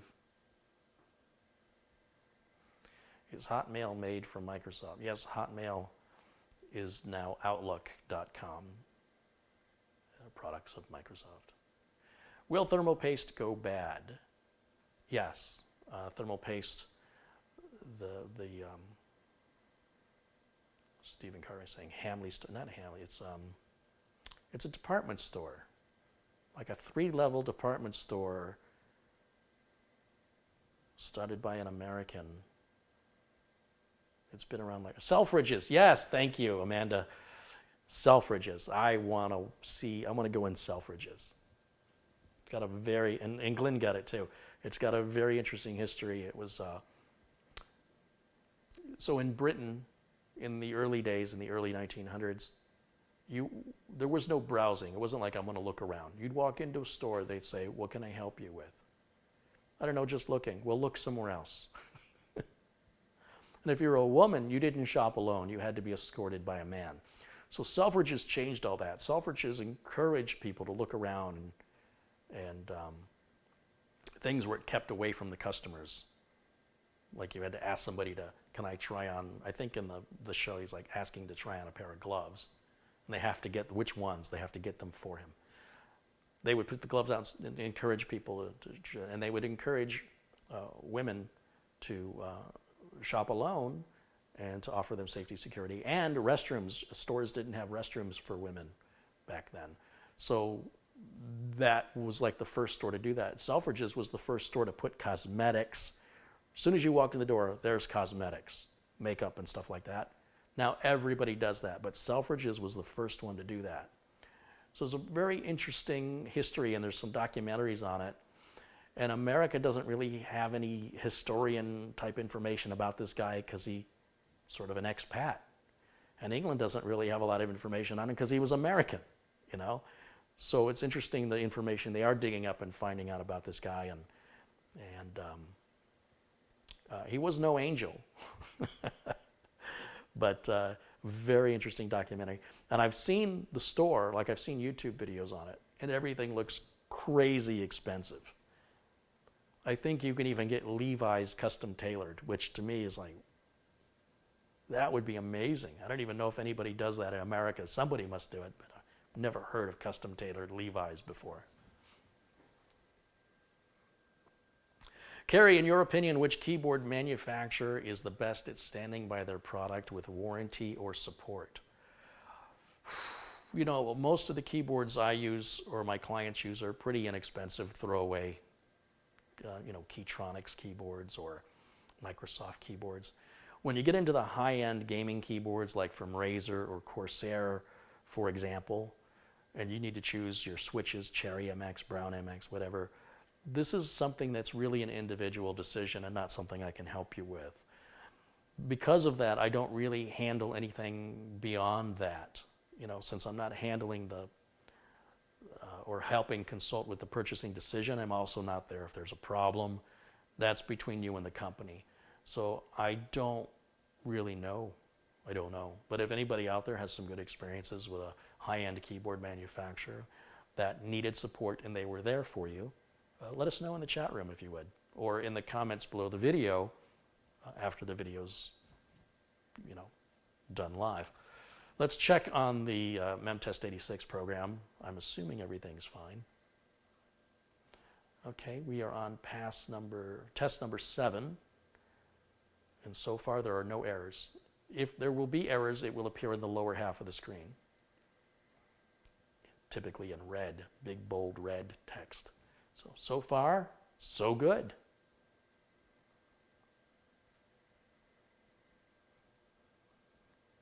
Oh, Logitech, yeah, they're a good keyboard maker too.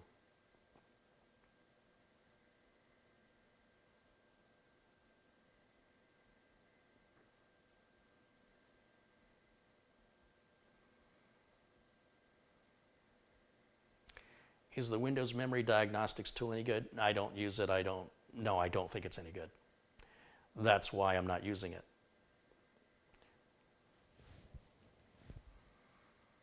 Have you built a new computer with a Ryzen 3950X? No. The 3950X I think the cheapest I can find it right now is about $800. The 3900X you can find, it's on sale today at Best Buy for $500 in store. But no, it's too pricey for me. And again, if you want to eke out the best performance out of it, you've got to use that 570X chipset, which has a fan on it. So the streaming computer that I'm broadcasting to you on right now is, I think, a 470X chipset. And if I don't want to overclock, which I don't, and I don't need some of the other bells, whistles, and features that the 570 offers, like PCIe 4 basically. If I don't need PCIe 4, I could, I guess, pull the 2700X out of this system and replace it with like a 3900X or 3950. but there's an ongoing issue, last I checked, with the performance of the NVMe on this motherboard.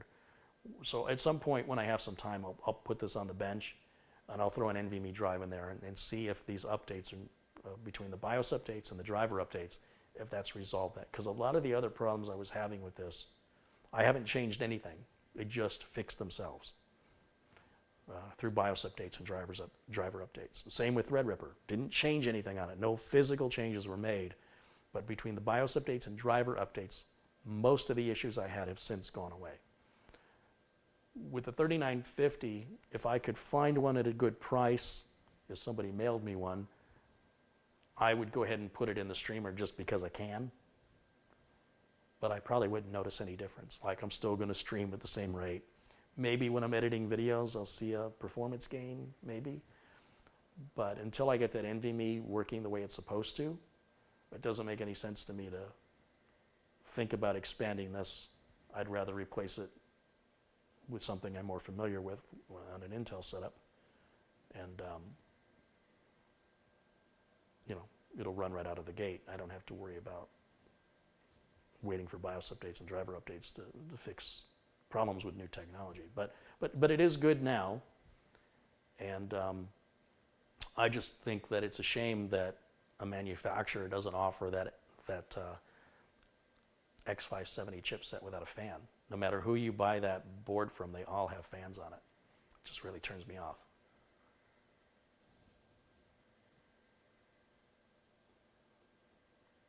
In fact, the only reason I think I would upgrade the streamer to a 3950 would be a lot of AMD fanboys would click on it, and it'll make a lot of money. Is that the right reason to do it? Should I be chasing after clicks? It's tempting.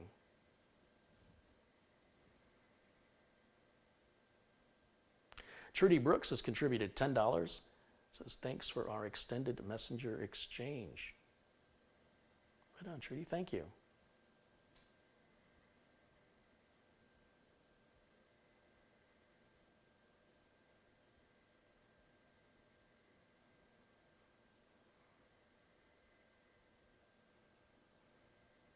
Tony says, I'll send you my details. Great. Yeah, we'll talk.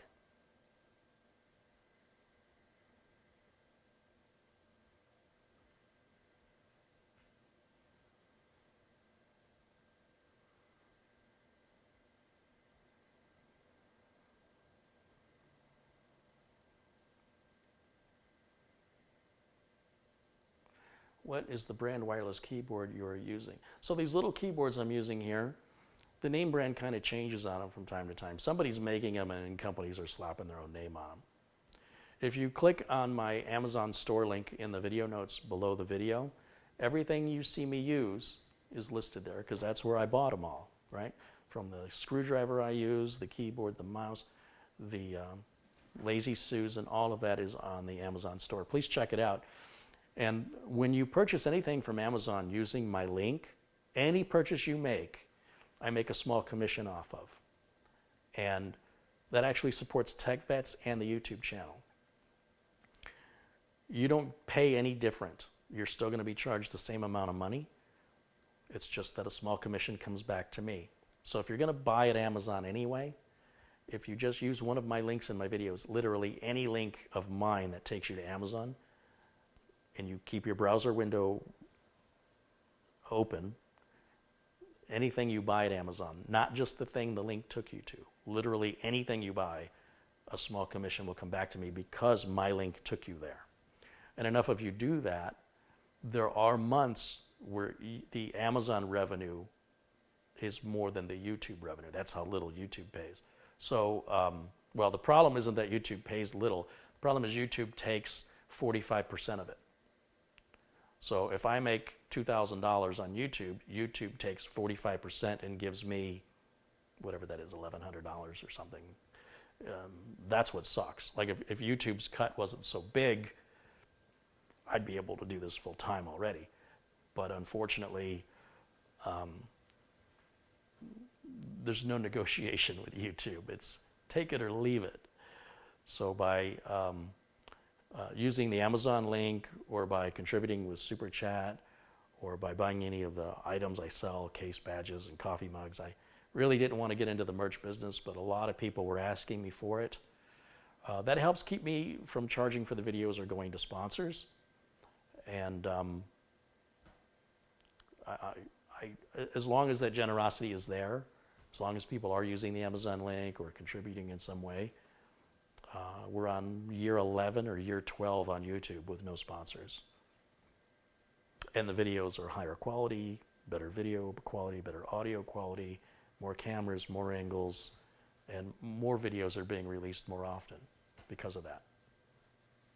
Did you get your new camera yet? So again, I had to order the camera again. The place that I originally bought it from said it was used, which was advertised as new.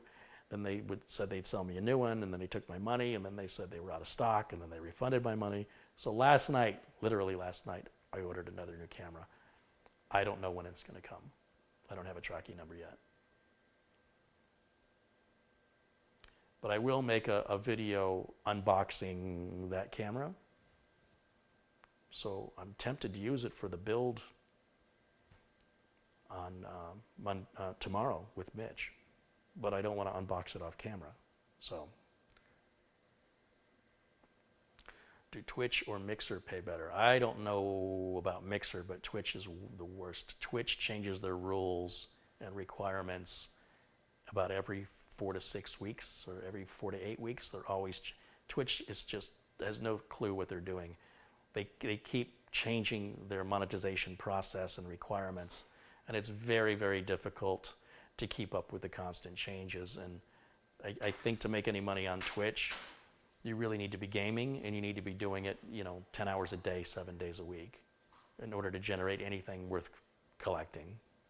That's been my experience. Twitch has made a lot of money from me, and Twitch has given me zero, absolutely zero. They actually called me and asked me what it would take for me to continue my content on Twitch. And I said, all you got to do is pay me. He said, well, all you got to do is meet the requirements to get paid. I'm like, yeah, quit changing the requirements. And furthermore, who's paying for this content creation? Who's paying for the cameras and the bandwidth and the lighting and the memory cards and the lenses and the tripods and the microphones and the batteries? Who's paying for that?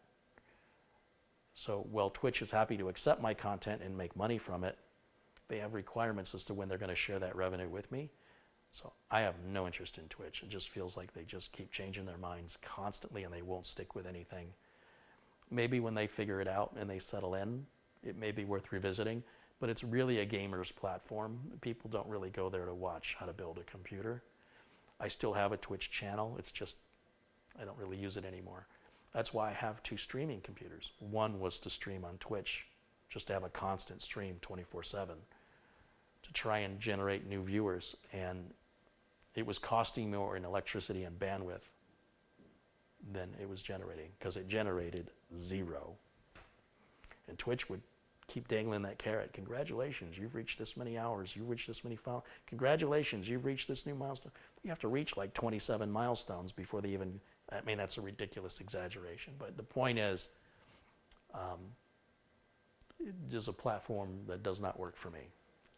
After the amount of time and money I spent on it, it was a bad investment. I lost every penny I invested in it.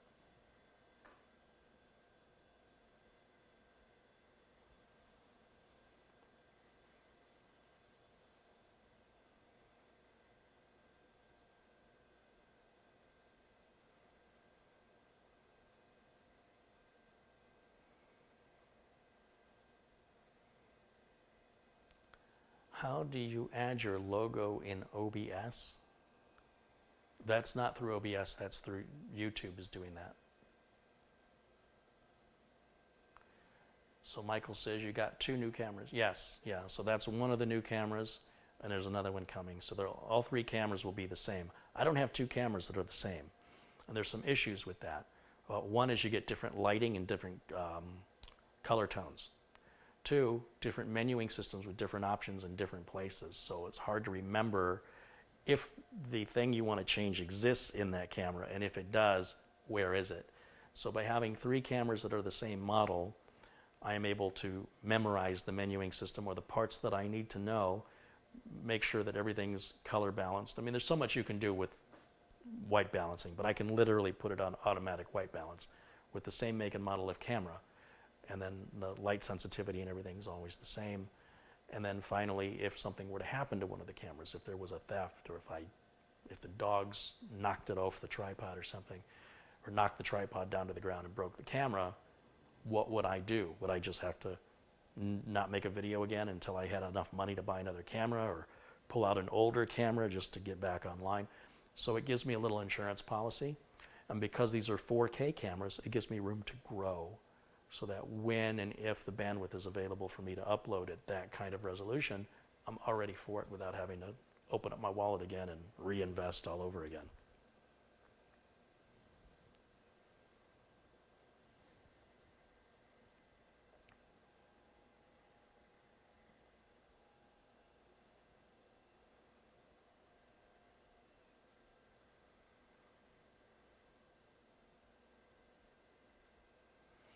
Glenn says, I missed some contributions. Let me look back here and see. Winston Anglu contributed $2 Canadian. David Anderson contributed $4.99 and says, I'm going to send you Ale 8 ginger ale made here in Kentucky to try. Ooh, I'd like that. Winston contributed again $2 Canadian. Jim Innes said, here's $5 for Jimmy's and Lyle's Danish cookies. Oh, no, those are my Danish cookies. Thomas Robinson contributed £2 with a cool sticker. Jim Innes contributed $5. He says, hi from the Space Coast in Florida. I'm a bit late. Nice.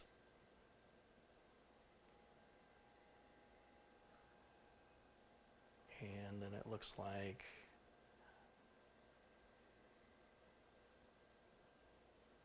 Glenn contributed $2 Australian, and here's another oar for your yacht, just in case.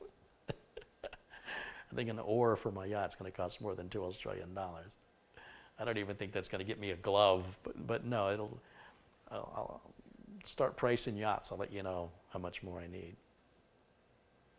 I've always been convinced you never want to own a boat. Just make friends with somebody who's got one.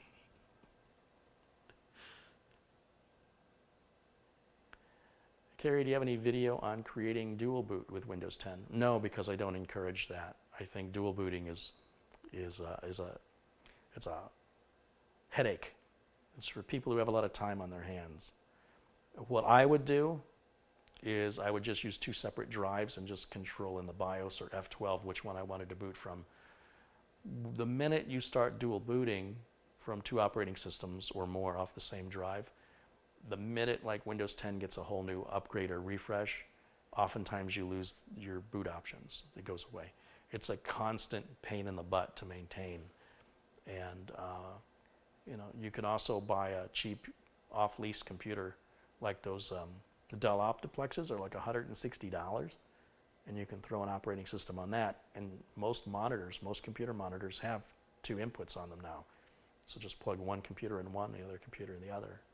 Keep your operating system separate. It's the best advice I can give you. So I don't encourage it, I don't condone it, and I will not make a video about it because then I'd be encouraging it and condoning it. But I'm sure there's lots of other YouTube channels and websites that can walk you through that process. But you will have problems with it. There will be days where updates will come through and your dual boot won't work anymore, and then you'll have to figure out how to fix it.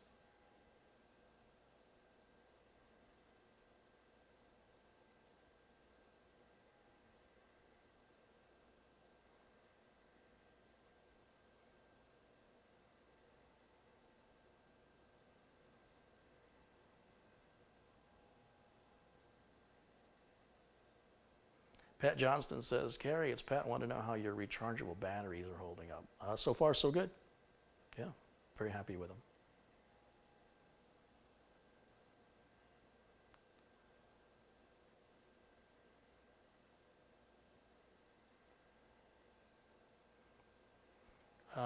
Some questions about YouTube.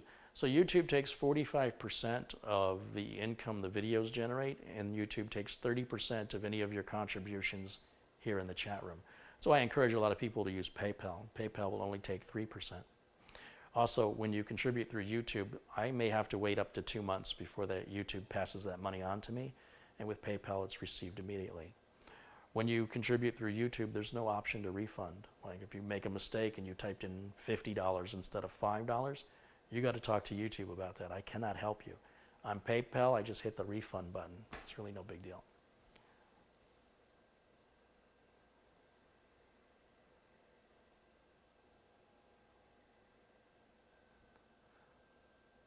Gary Tatum's contributed $20. He says, great show, Kerry, but I'm off to make more M&Ms and Twixes. Oh, you must work at, is that Mars?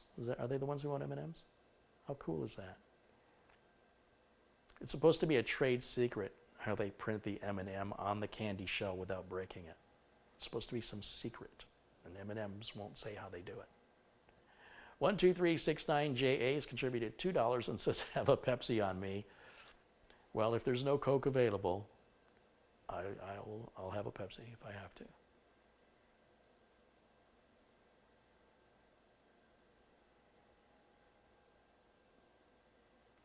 Does Mike from TechVets not build computers? Mike used to build computers way, way back, like in the late 80s, early 90s. He doesn't enjoy it. And so when his customers need systems, he just recommends Dell's, and when they have a problem, they call Dell. But I've convinced Mike that that may be well and good for him and his clients, well, for his clients and for him as a support technician, that if he has a hardware problem, he just passes it off to Dell, and it's Dell's problem, especially when it comes to servers. It's critical. But I have convinced him to have something nicer for himself, than something far better than you can ever get from Dell, and that's a custom-built rig, and then I'll build it for him. So Mike knows how to build a computer. He doesn't want to. He doesn't like it. He gets no enjoyment from it. I respect that. But a guy like Mike, in my opinion, needs something better than a Dell. And he has agreed, and that's why we're building this machine behind me.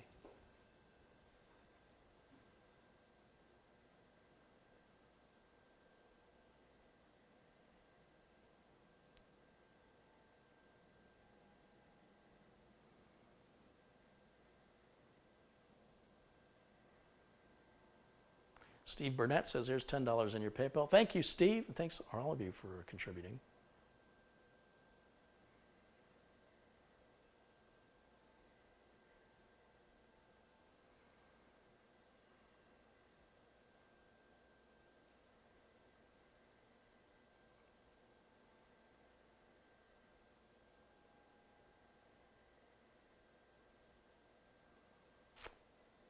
What do I think about the new Plex video on demand service? I don't use those services, so I don't have a lot of time to watch TV, guys. Like, I'm mostly just working all the time. And when I do, the last thing I want to do is have to figure out which servers have moved, because a lot of the content is copyrighted and they have to constantly shift and move because they get shut down or whatever. I'd rather not get involved in that. I just don't have time. So for me, you know, I watch what I can through things like Netflix and Amazon Prime, Disney Plus, and of course regular cable TV. And then I will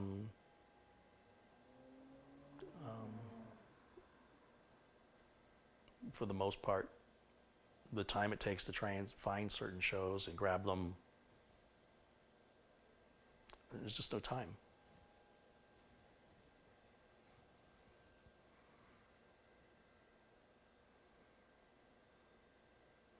Jim Innes says, be careful with the English trip offer. It could be white slavery lure.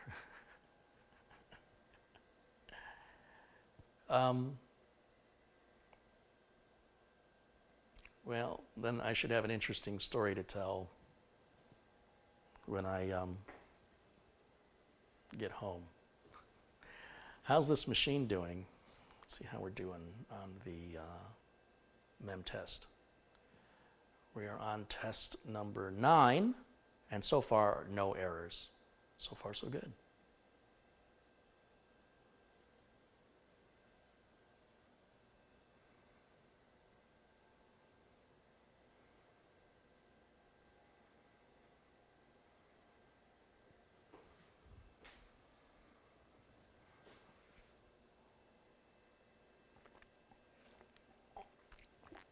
Trudy says I look tired. Yeah, I've been told that the last few days I look tired. I don't feel tired.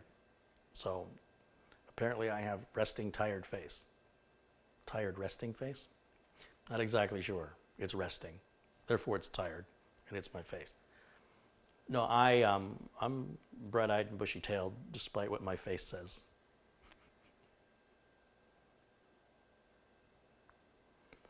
Coca-Cola orange. Oh, they just released Coca-Cola cinnamon. That's disgusting. They got Coca-Cola with coffee in other countries, and now Pepsi's doing it. Pepsi with coffee blended together. No, thank you.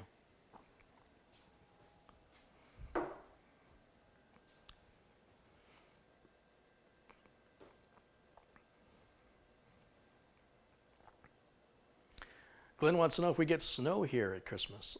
Arizona is a big state, and so the northern and eastern sides of Arizona have skiing and snow every year, like any place else. Phoenix, about every few years, we do get some snow on the ground. It typically doesn't stay there very long, and sometimes it's just hail. It's just a lot of hail, and it collects and it looks like snow, which I guess is kind of like snow. It's not as soft, but yeah, from time to time we do get snow. It's been a while, been a few years. Here, I think in Scottsdale, we had snow a few days ago, but not on the western side of Phoenix where I'm at.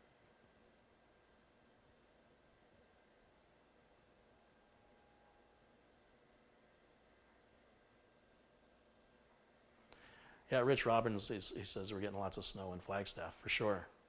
Flagstaff's where the skiing is.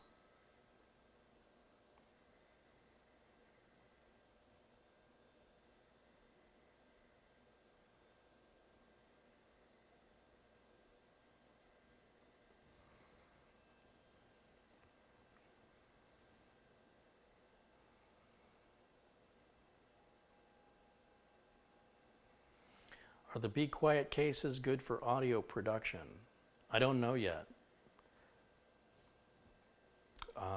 Tomorrow's build will be in a Be Quiet Pure Bass 500, and the non-windowed version is soundproof. Well, not soundproof, but it's got sound deadening material in it, which adds a little weight to the case, and it's supposed to help keep it quiet. However, it depends on what parts you're using. Like the Threadripper is going to be a loud system no matter what you put it in, at least the way it's currently configured. This system has been running with all 3 fans plus the power supply fan. I can't hear it at all. The only reason I know it's running is the lights on and the fans turning. It's completely silent. So if we're starting with a silent system, there's nothing to quiet it any further. In this case, the 200R is just fine. So it depends what you're trying to quiet down. And in some circumstances, the Be Quiet case will be right, and in other circumstances, it won't be enough, depending on what you're putting in it. But it does have that sound dampening material, so it should be better than a case without it, in theory. But that doesn't mean it's easy to work on. It also doesn't mean it's necessarily going to have all the features and options that you may need or want in a case. Like if you want a DVD drive, you're not going to put one in a Be Quiet case because they don't offer that. At least not in the Pure Bass 500. That's done as far as Be Quiet's concerned. So it's not just a question of how silent the case is, but how useful is it, how flexible is it in terms of being able to put in the components or the number of components. Maybe you want 8 hard drives. You're not going to put 8 hard drives in a Be Quiet Pure Bass 500. Ain't going to happen. So again, a lot of different circumstances there, things to consider. John Williams says, we've got no snow in Madison, Wisconsin. Well, that's a surprise. Of all places that you think would have snow. Says, I love your videos, Gary. Thank you, John. And no snow in it rhymes. No snow in San Antonio. 62 degrees Fahrenheit there in Texas.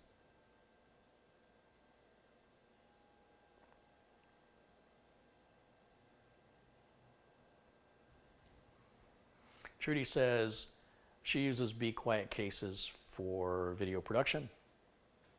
Well, there you go. Somebody's using them for that.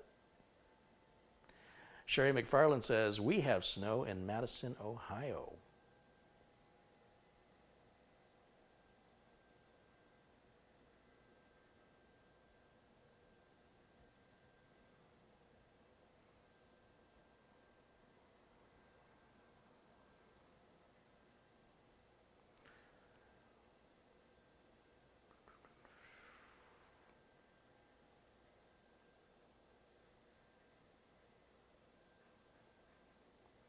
Lab Tech Nick has contributed 50 Swedish kroner. Says, love your videos. Keep them coming, my friend. Is it kroner or krona? Thank you so much, Lab Tech Nick. I appreciate that.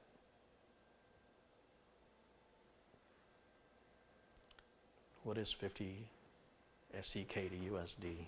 50 SEK to USD. These. Why is that not working?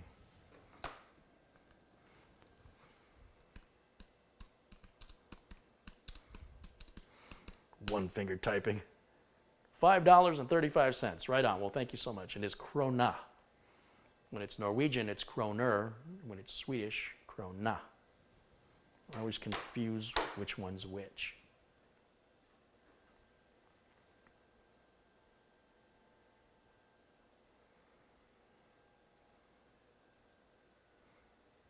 David is saying he's sending me some ale, ginger ale. Is it deja vu? I just said, you must not have heard me, David. Thank you. I look forward to trying it.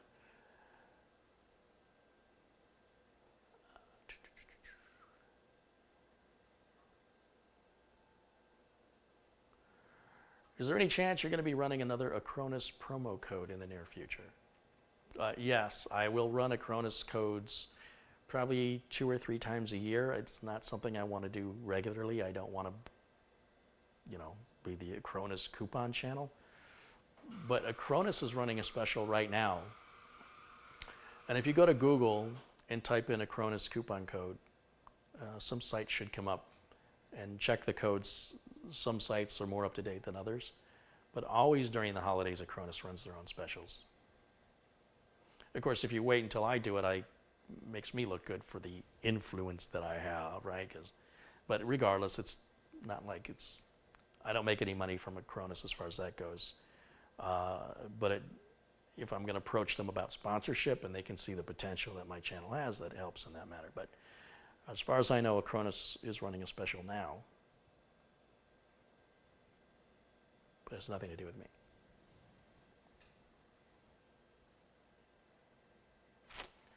The latest window update changed USB to disable write caching. Are they doing that on NVMe drive? No, that's just for you. Because of the danger is unplugging the drive. You can't unplug an NVMe drive while the computer's on. It's not an option. So anything internal is not affected. Just external drives are affected.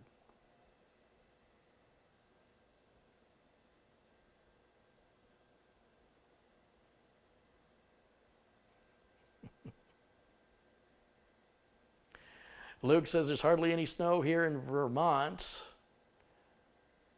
And it's 23 degrees Fahrenheit. Brrr, that sounds chilly.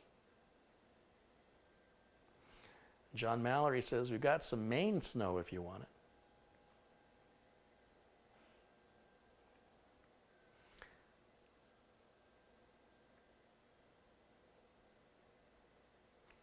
Pan says great videos. Thank you. Thank you, Pan. KNASA 11 says thanks from Chicago. Love Chicago.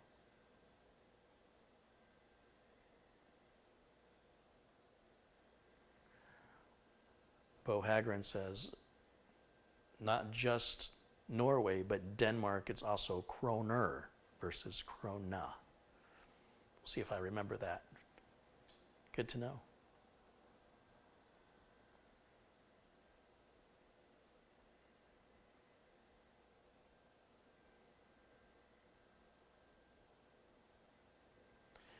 Mark White says he just got the Acronis Trimage 2020 software at Newegg for $19.99 using the Cyber coupon code. Using the coupon code Cyber2020. He says, sorry, Kerry. No, nothing to be sorry about. I'm glad you're using it. It's important you guys back up. That's the main concern, right?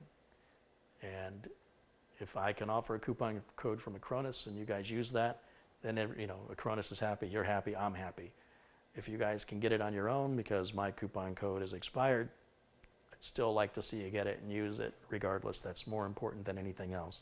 So I'm glad to see you guys are using it and backing up your stuff.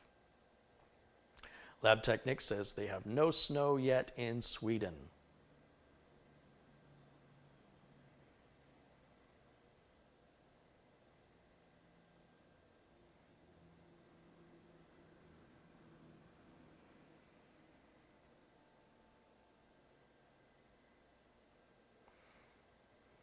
And let's take a look at where we are in Mem Test 86. On our test, we're on test number 10. And you'll see it says it's sleeping. It actually does a rest where it's flushing out buffers to make sure that the test is actually testing RAM and not caching it. So it takes a couple of minutes where it rests and then it'll continue with the test. It's been about 50 minutes, nearly an hour. And we're not quite through the first round of tests. At the very bottom middle, in the center of the screen, you'll see it says pass 1 of 4. Once it says pass 2 of 4 without any errors, I'll shut it off. And to shut it off, you just literally hold the power button in or hit the switch on the back of the power supply. There's no shutdown routine to follow. Once it's shut off, I'll remove the flash drive and put that away. And I can confidently know that there's no obvious errors with the RAM. I would rather take care of that now, if there is a problem with the RAM, than wait and have to deal with it remotely with Mike in Philadelphia.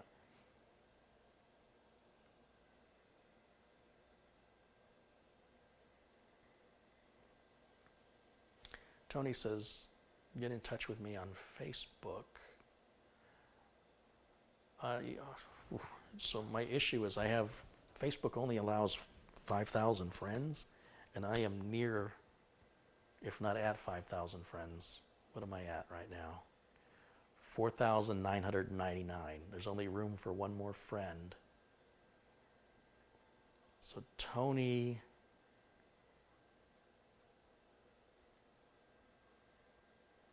can you send me a friend request, Tony? And I can save that spot for you.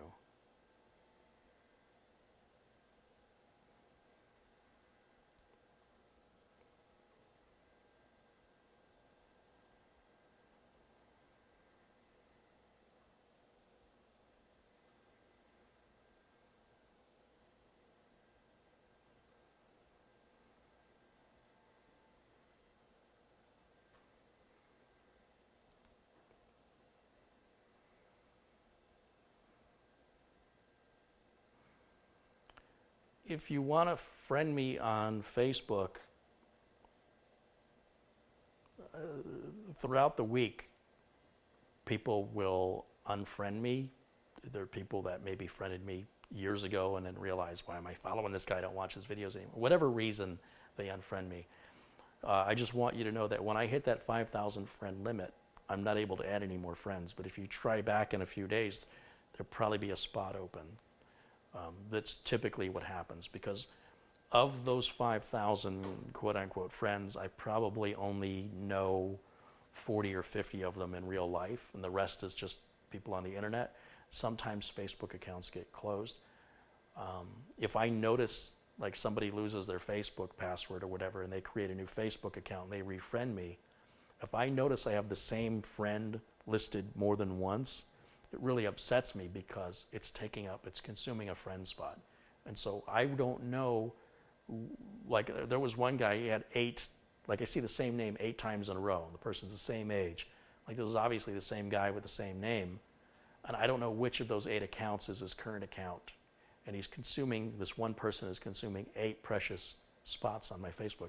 So I just unfriend them all. Then just like that, I have 8 new spots open for 8 new people. And if that person notices and they want to refriend me, of course they can do that. But that's really irritating to me when people do that.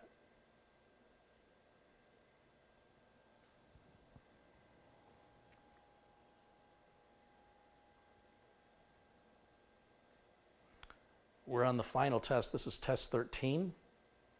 And this is the last of the tests that end this pass. So So it didn't take as long as I thought it was going to. Looks like we're at 54 minutes, nearing 54 minutes. Sherry mentions there's a lot of Facebook spoofers. I'll tell you what, I get a lot of our people in China asking if they can send me their product to review. And the products have nothing to do with tech. It could be an umbrella or, I don't know, a scarf, some just weird stuff. One place wanted me to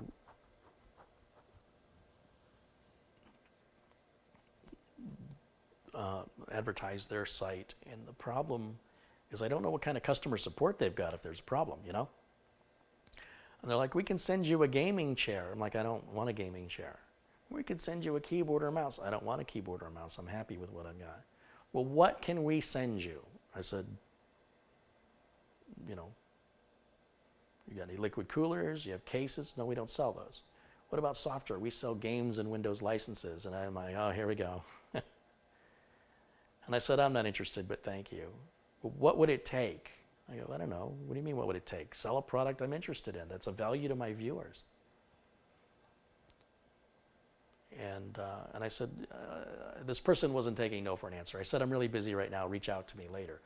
So they reached out to me again, and they said, we're having a real good deal on software licenses for games and Windows.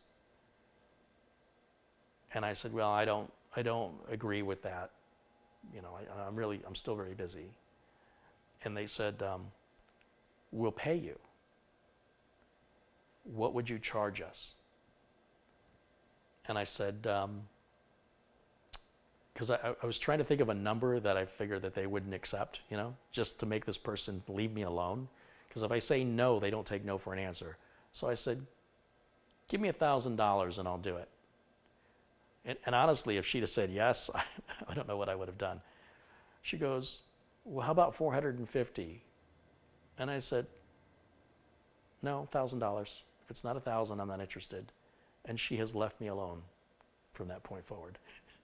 But I have to tell you, I really was kind of concerned, because if they said, okay, here's $1,000, I really didn't want to make a video telling you guys that you can go buy software keys for operating systems and games at some discount from some company I never heard of so I can cash a check. It doesn't sit right with me. But my tactic worked. I suspected it would. You'd have to sell a lot of software licenses to earn back that $1,000, you know? Especially if they're only selling them for a few bucks. So there wouldn't be any profit in there for them. But yeah, I get that on Facebook all the time. Sometimes they just want an Amazon review. They don't even know I'm a YouTuber. They're just like, would you review this on Amazon for us?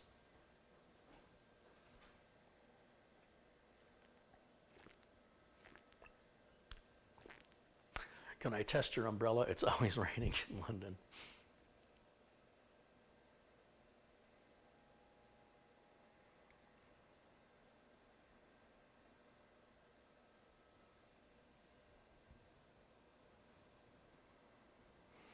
All right, test 13 is only at 4% completion.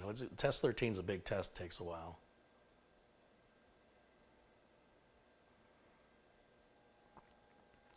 I'm seeing a bunch of friend requests come in, guys, and I just can't friend you. Here's the thing, I got one spot open right now, so don't let your feelings get hurt over it. It's a Facebook limitation. But if Tony wants to send me a friend request, I'll have Tony, and so if he's serious about having me come out, we can talk about that.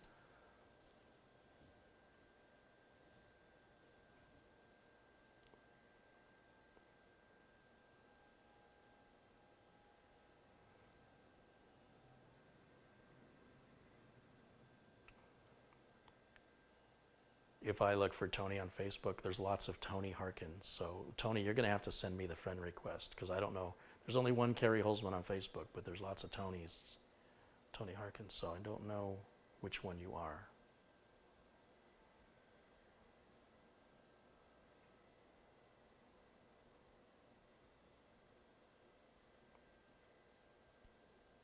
That guy's in New Jersey, so that ain't you.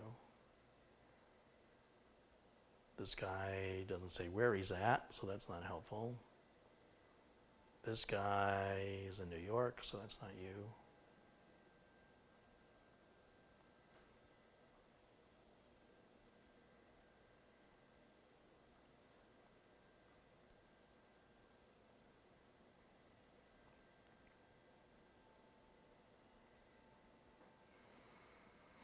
Glenn wants to know if I have any update on my thoughts of making the channel subscriber based. Well, the channel will never be subscriber based, but some of the videos may be. Just to give subscribers first access to content and maybe even some unique content. And I'll explore that more next year. But for the rest of this year, at this point right now, I want to get back to looking into a studio. Once I have that monthly studio payment that I have to make, I'm going to have to increase, the contributions are great when they come in, but they don't, like this month, they've been fantastic. Next month, they might not be. So I need some sort of, I'll have a guarantee that I'm going to have to pay the rent on the studio. So I'm going to need some kind of guarantee of a minimum amount of income coming in from the YouTube channel. And one of the ways I can do that is to get a sponsorship or sponsorships, which I do not want to do, or to make exclusive content or early access content for paying subscribers only. And I will explore those options when I need to. I'm happy to say right now I don't need to yet, but it's coming. Something's going to have to change. If I get the studio, my expenses are going to go up quite a bit. So it's not just greed. It's not just me going, I need more money. It's me wanting to grow and expand. Mike's asking how my father's doing. He's doing much better. He's not quite the same, but he is healthy. Thank you for asking.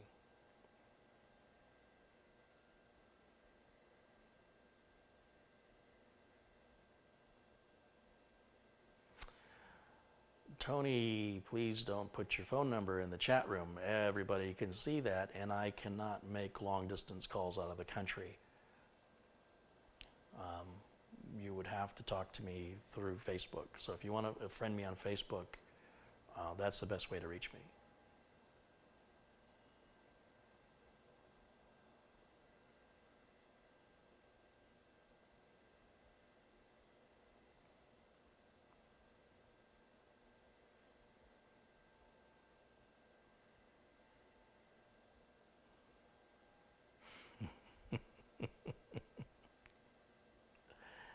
All right, so we're at 8%. I'm laughing at one of the comments in the chat room. Let's go back to main camera. Enough looking at MemTest 86.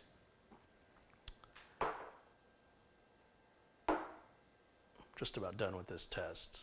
I see Madi is joining us. Hey, Madi.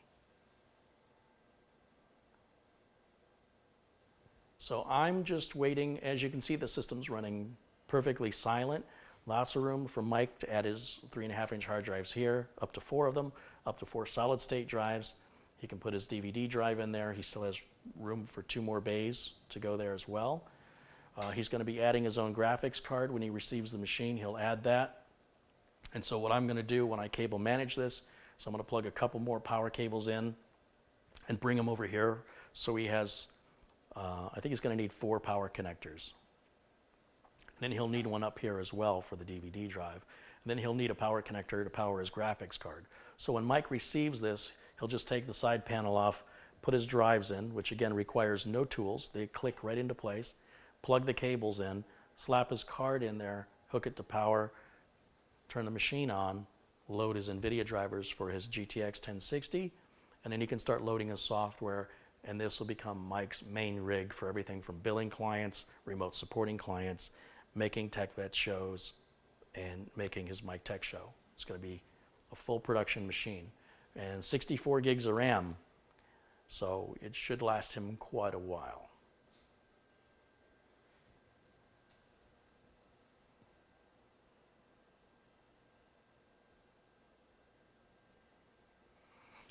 If you enjoy content like this, you can let me know by hitting the thumbs up button, as they're mentioning there in the chat room. And below the video, you'll see a thumbs up and a thumbs down. looks like, there it is. Looks like that. You can click on it to turn it blue. And if you want to be made aware anytime new content is posted, hit that subscribe button and then hit the bell icon that will appear next to it to tell it how you want to be notified. Some people want to know, when are you going live? Well, that's how you can know. If you're not getting the notifications, it's probably your email system. So if you create like a Gmail account for free and then associate that with YouTube, you can then tell Gmail to forward all the mail to whatever main account. You never have to go to Gmail ever again. That's one way to make sure you're getting the notifications. Or you can turn notifications on through like SMS on your phone too. I think, pretty sure. There's like 3 different ways you can get notifications.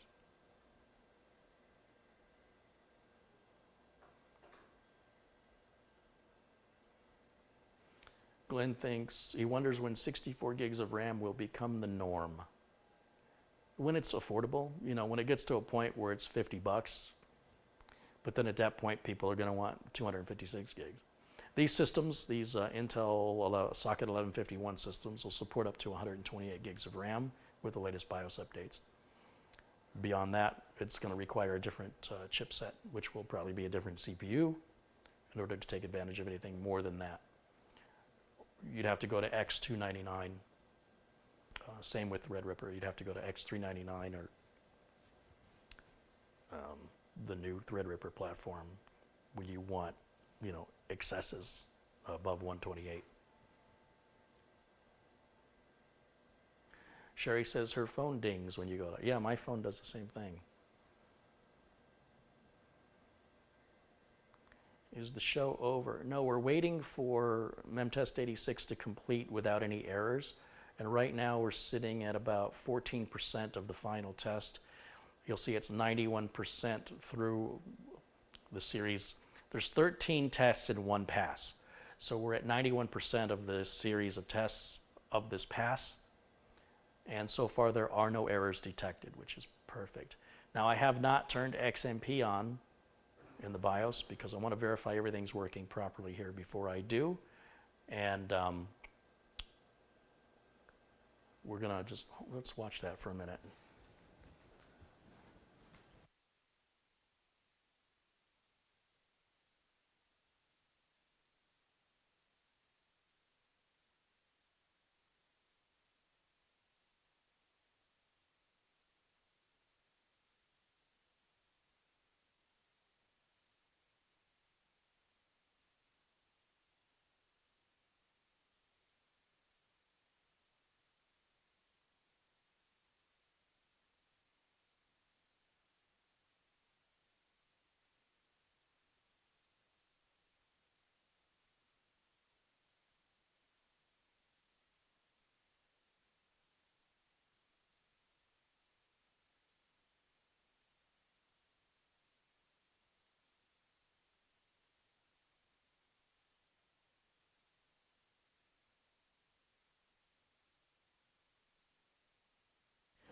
All right, it's getting close to being done.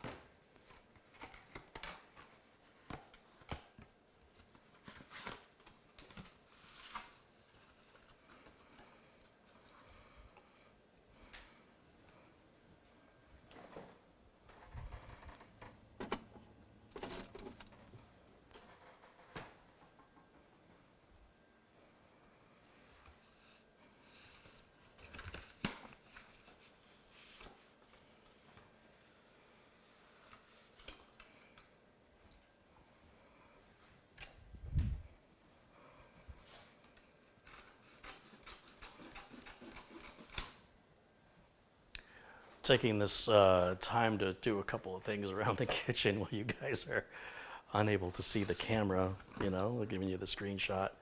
See, I can't sit still. I have so many things I gotta do. Do everything at the same time. That's what I'm gonna do. I gotta find a spot for this to go.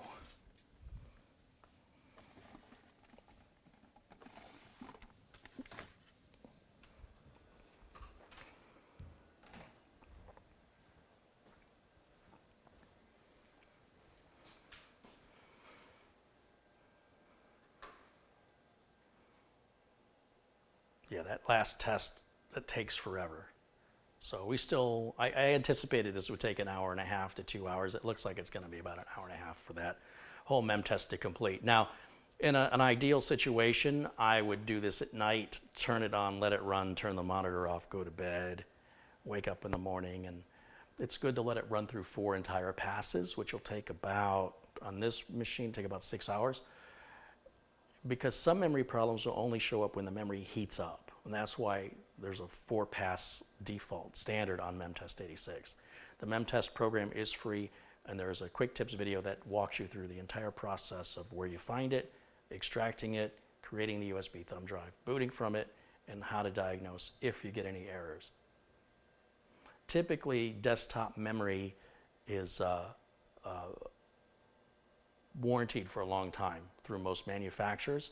So if you find you've got some bad memory, unless it's like a pre-built system like Dell or something, a lot of times the memory manufacturers and home-built machines it's not uncommon to find lifetime warranties. If the RAM is still made, like if you pull out some old DDR2 that's bad, they may not have anything to give you, so the warranty is no good. It's what they call limited lifetime.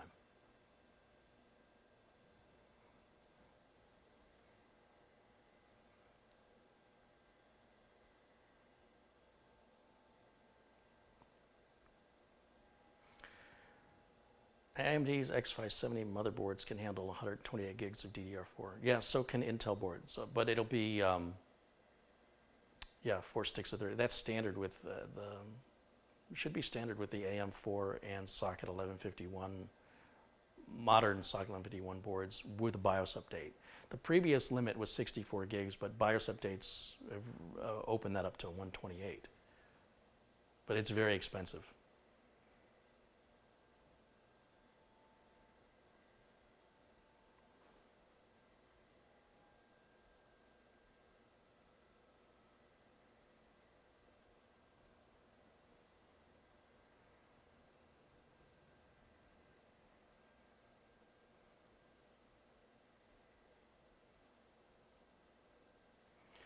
William wants to know if I could plug in the fans as I install the board. It makes it very difficult to tether the board when I'm trying to install it, just like anything else tethered.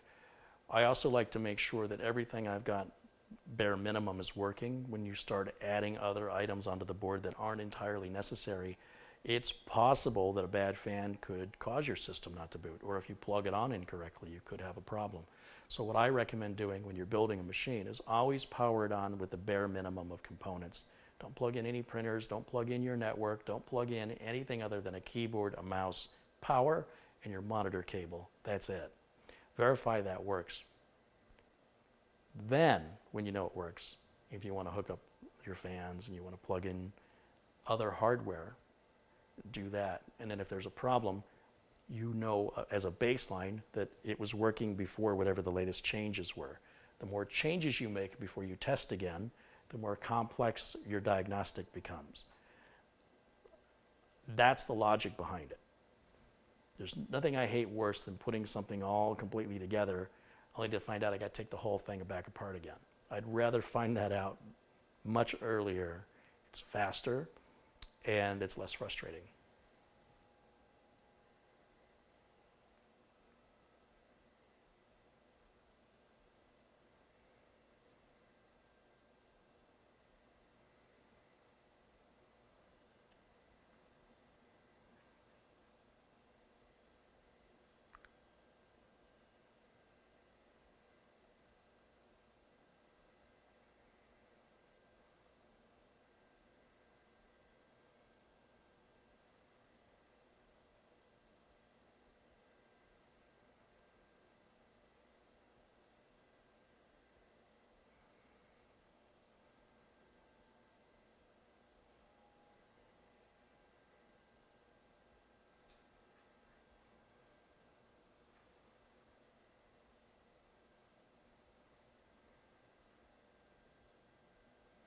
Ben Fitzpatrick has contributed $1.99. He says, "Hey, Carrie, hope you are well." You are badass. Thanks, Tony. It's kind.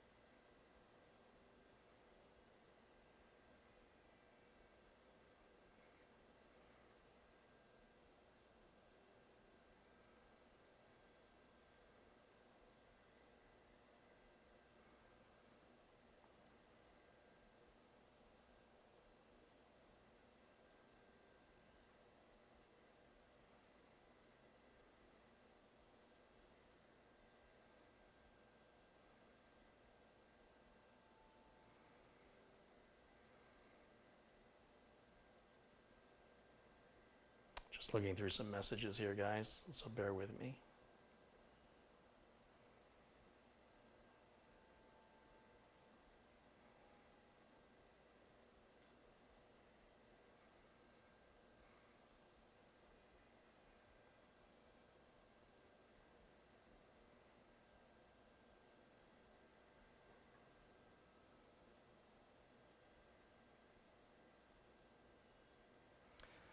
Michael's concerned that there are people in the chat room who aren't who they appear to be. That's just another day, Michael. I don't know. It doesn't really matter. There's the same process everybody goes through that I have. That really is no big deal.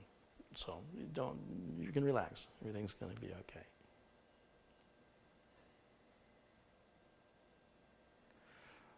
What are your thoughts on computers having 1.5 terabytes of RAM? We'll probably get there one day. Who knows? Motherboard chipsets today only support up to 128 gigs of RAM on AM4 and socket 1151, so it's not an option. Basically, the largest RAM module you can buy on the consumer side is 32 gigs, and you're only going to have 4 sockets, so you can do the math on that. Beyond that, anything else is whatever it could be. You know, a lot of things can happen between now and then. How we use RAM may completely change. So we'll use what we need to use.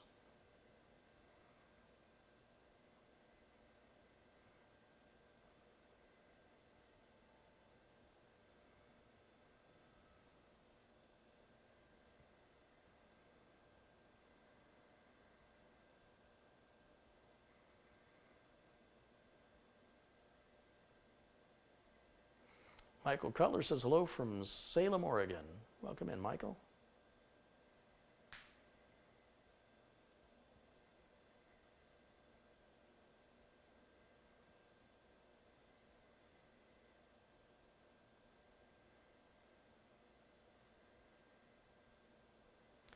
Looking at, okay, let's look back at MemTest, see where we're at. It's got to be close to finished by this point.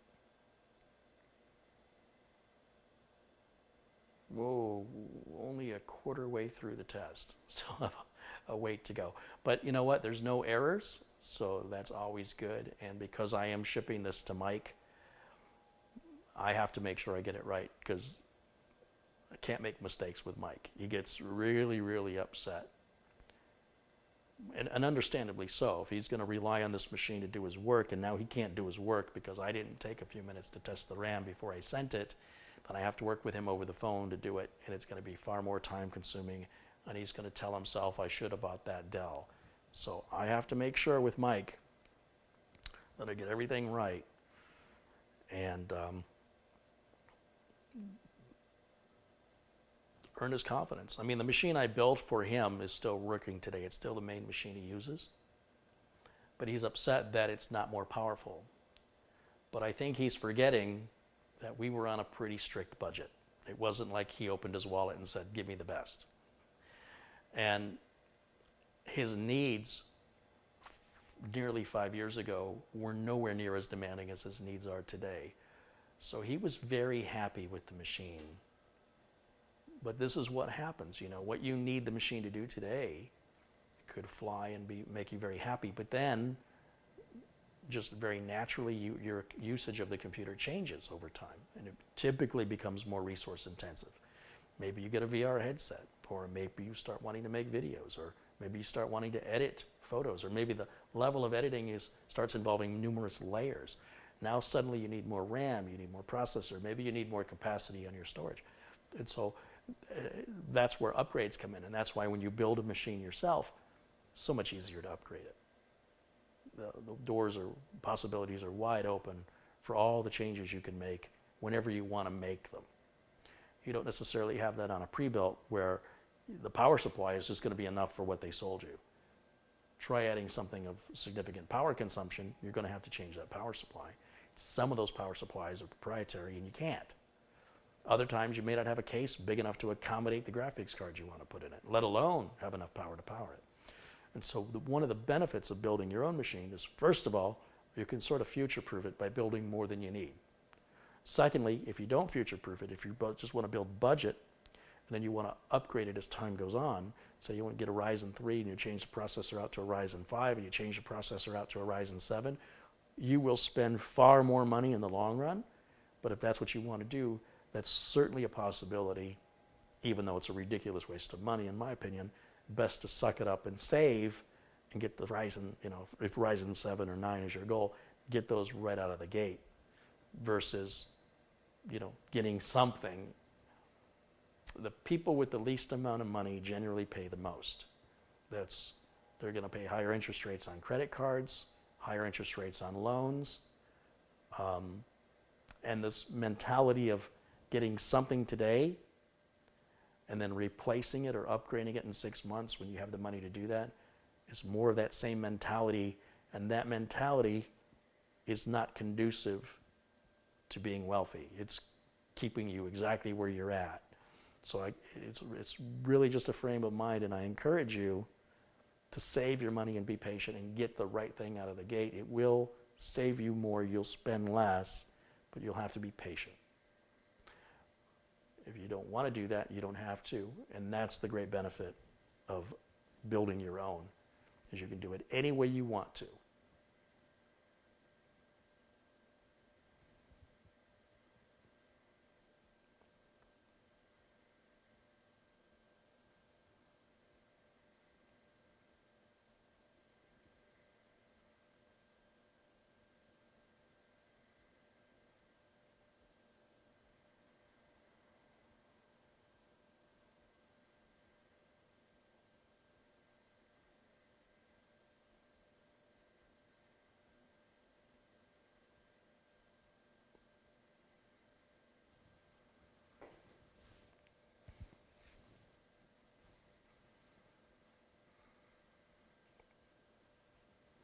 John Peck says, Carrie, my friend has a Dell Optiplex 960 which will not post unless I remove the CPU heatsink and put it back on.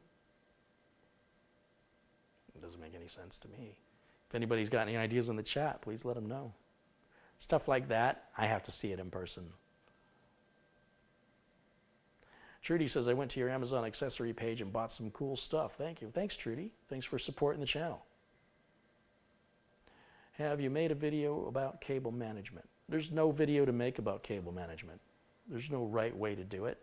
And there's no way to follow along with me unless you have exactly the same case, same power supply, same motherboard, because the length of the cables, where the cables go, it varies depending on which parts you select. And of course, how capable the case is.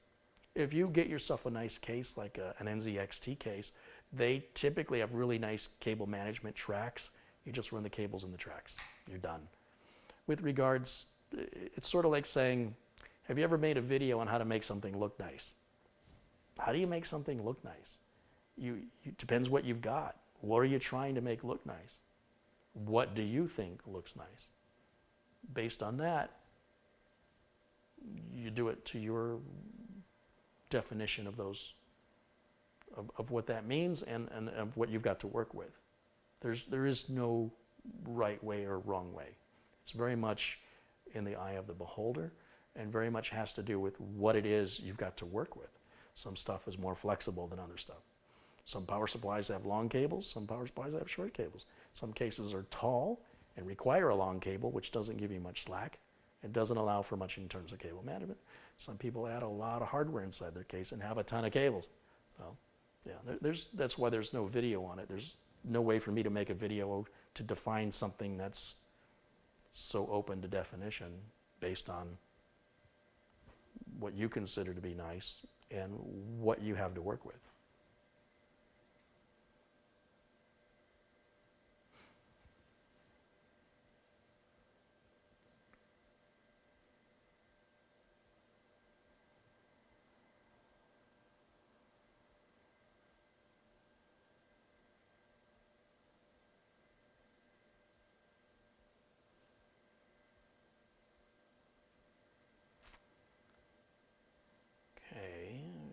Mem test at now. 33, we're a third of the way through that test. Almost done. System is dead silent. I'm very, very happy with how this turned out. I knew it was going to be great. I know Mike is absolutely going to love this. And I'm really impressed with the RM750X. I like that it came with the additional EPS power cable and the black screws, where I didn't get black screws with EVGA. I don't know why that bothers me, but it does. And then, you know, as far as cooling goes, everything's going to be perfect. With this fan, will blow over his graphics card. CPU, we've already tested that with Prime 95. Just slammed it for 20 minutes, and it never exceeded, what, 75? Like, it never got hotter than that, which is great. And he's got a nice high-end processor. The 9900K is one of the best Intel processors for the consumer market you can buy today, and it's very aggressively priced. I bought an Intel Core i7-965 Extreme Edition 12 years ago. Cost me $999.99 plus sales tax. Today, I can get a 9900K for under $500, so less than half the price. Granted, it doesn't come with a cooler. You wouldn't want to use Intel's cooler anyway on a processor, on an i7 processor. On the i5s and the i3s, those stock coolers are just fine. But on the i7s, you really want to replace it.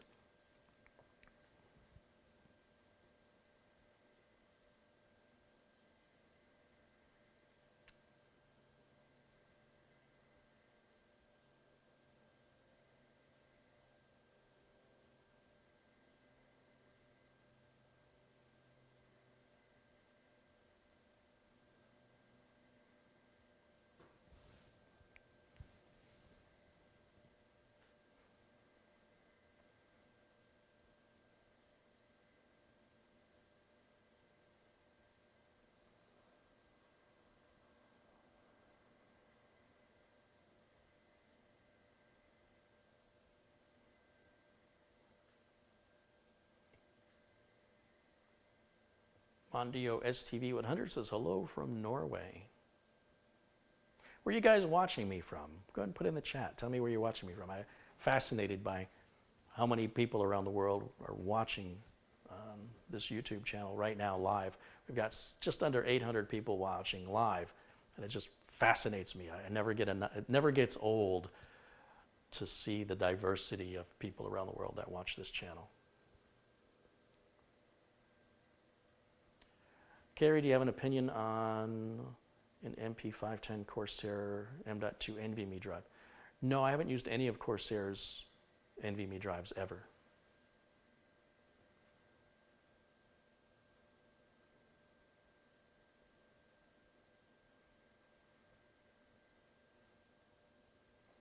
Wow, look at all the people all over the world. I don't even see two that are the same.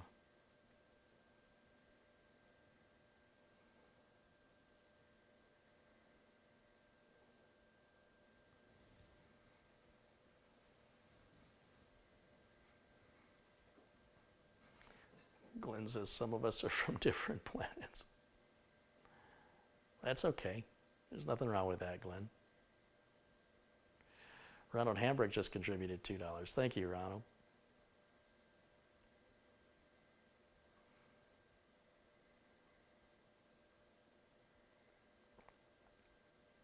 %42 through the first pass.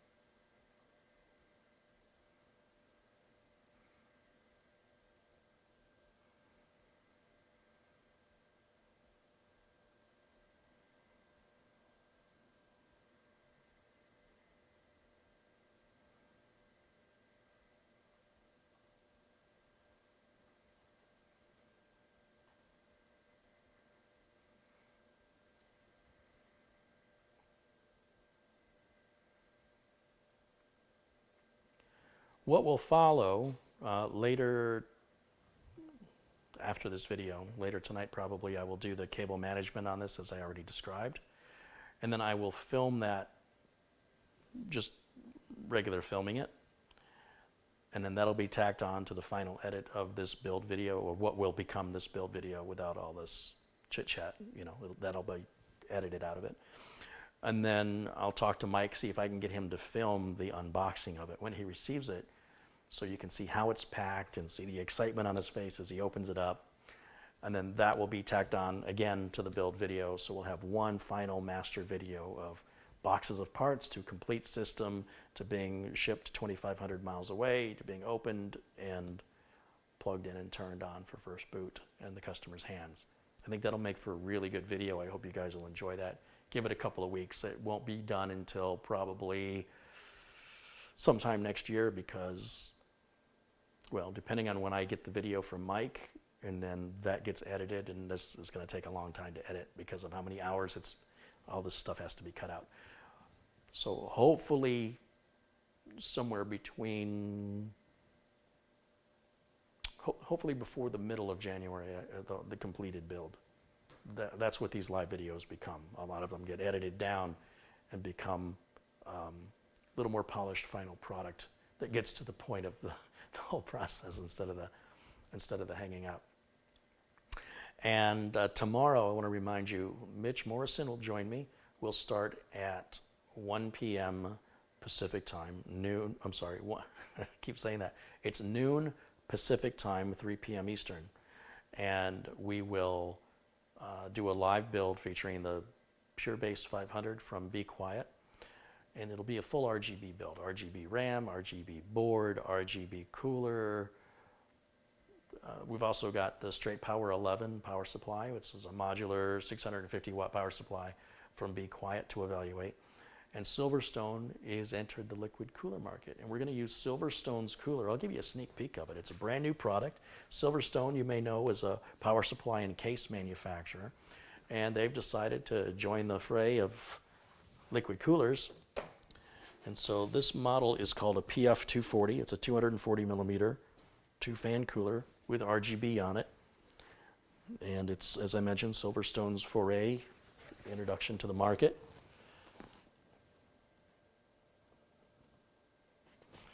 And you can read a little bit about it back here. There's some specifications on the cooler.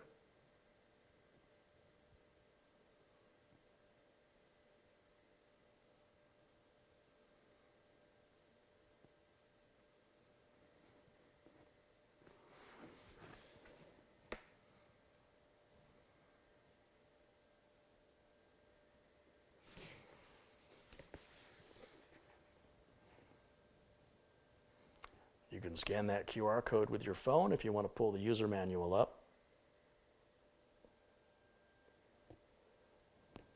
But that should look really nice through the glass windowed case of the Be Quiet Pure Base 500, combined with the Trident RGB G-Skill RAM. Well, G-Skill Trident RGB RAM is the right order of those words. It's not going to have a discrete graphics card. The person's going to use it for mostly office work, website development, things like that. So the onboard video is going to be all they need in that build. That's the, what did I say that was, a 9700? Which processor am I using tomorrow?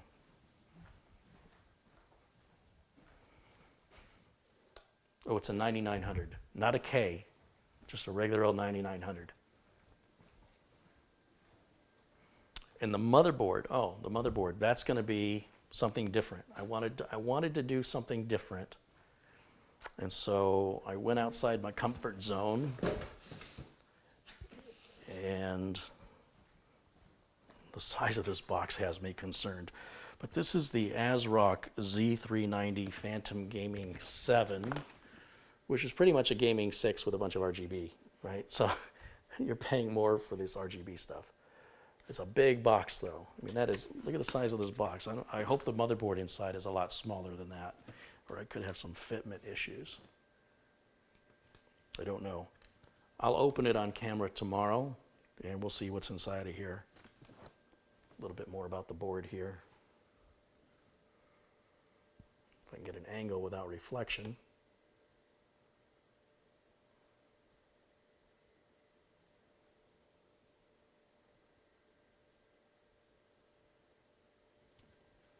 So we'll see how that goes. Should be, this board is made in Vietnam. You don't see that very often. Should be a very colorful build. Very proud build.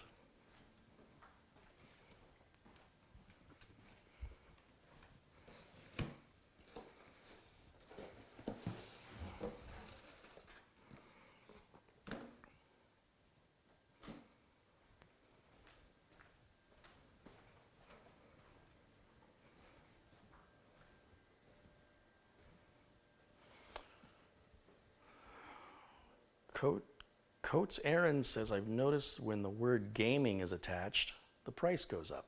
Yeah, marketing companies look for any reason to charge you an extra $10. That's absolutely true.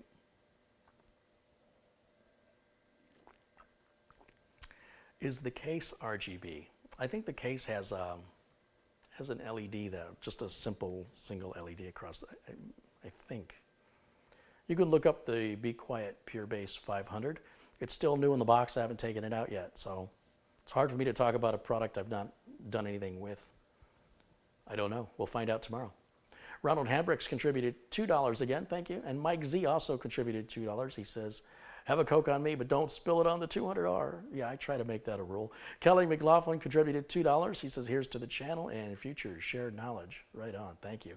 And Mark Weiss says, thank you for the stream, and has also contributed $2. Right on. Thanks, guys. Thank you very much.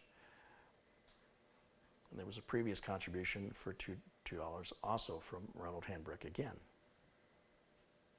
Glenn says, unfortunately, they have this thing called work that I have to go to now. Well, all right, get to work, man. Get to work. You're excused. That is a legitimate excuse. You're dismissed. I give you a hall pass. And we are just over 50% done with the final test. We're nearing completion.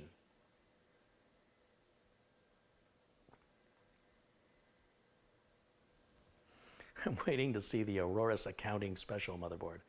That'd be great. That's from Craig Lilly. Accounting Edition. Yeah, I agree. I agree. I mean, can you imagine of other hobbies? You know, the drone-based motherboard for drone enthusiasts.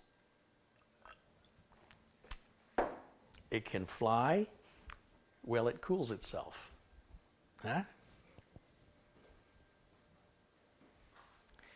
Now when you add more fans, you can go higher and keep it running nice and cool.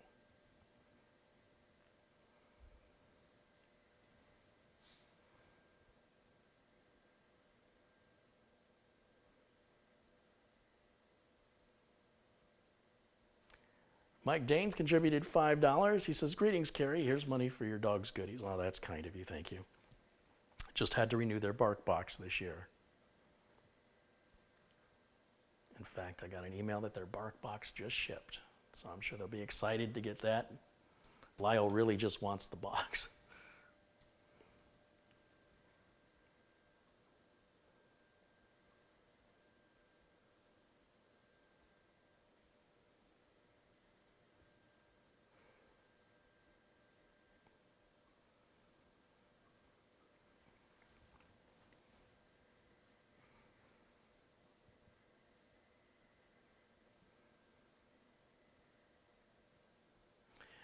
Was there any word yet on the Intel Core i5 CPU that I returned? Yeah, Intel emailed me yesterday, and they said we received your CPU and we're evaluating it. It could take between 1 and 3 business days, and you'll hear back from us. Then about 3 hours later, they said your replacement CPU has just been shipped. So within sometime next week, maybe Tuesday or Wednesday, ideally, I'll have the CPU returned from Intel. I will put it back into the motherboard and test it and make sure that it works. And if so, that can get boxed up and sent back to the customer in California. Yep. So Intel was pretty quick on that turnaround. And as a reminder, I had to mail that chip Intel's headquarters are in San Clarita, California. That's not where the chip goes. Those are office buildings. It has to go to a facility that deals with returns, and that was in Louisville, Kentucky. So that's a couple of days in the mail back and forth. But Intel, once they received it, they were pretty quick on sending me a replacement. And hopefully that'll nip this problem in the bud, and this customer will have their system for many years. It's very unusual to get a bad CPU. That'll be the first video I've ever made where I'm able to demonstrate a bad CPU, and it may be a very, very long time before you see another one. It's very unusual.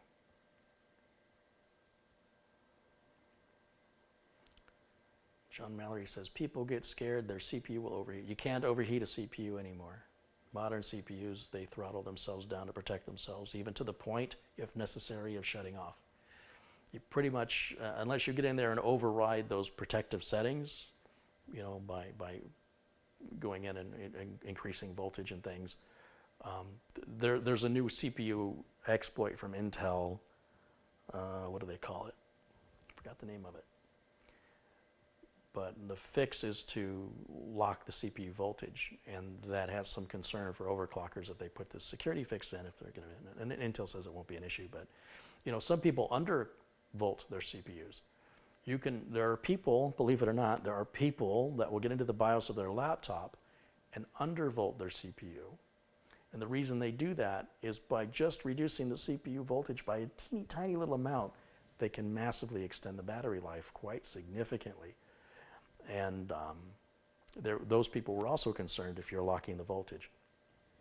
I'm trying to remember the name of that exploit. But there's no known virus. It's just a proof of concept of what's possible.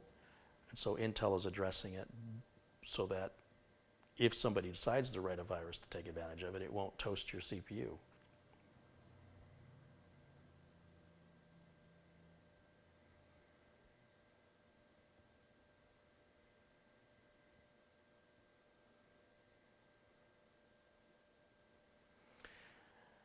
Am I going to get the XF400 out of the box tomorrow? I really want to make a separate video doing an overview of the XF400. So I think I'm going to postpone it. I think I'm going to keep it in the box and maybe take it out Monday or Tuesday. So for now, the XF400 I've got that I'm using now will still use tomorrow. And I'll give Mitch one of the other cameras to hold as always. This is a bigger, heavier camera, so I'm not too worried about not using it tomorrow because Mitch might complain about how heavy it is. The other cameras I've got are smaller and lighter, and they're easy to get into tight spots. This camera is 3 times bigger, but it's also got a much better depth of field and much better lighting. It has better low light video, far better.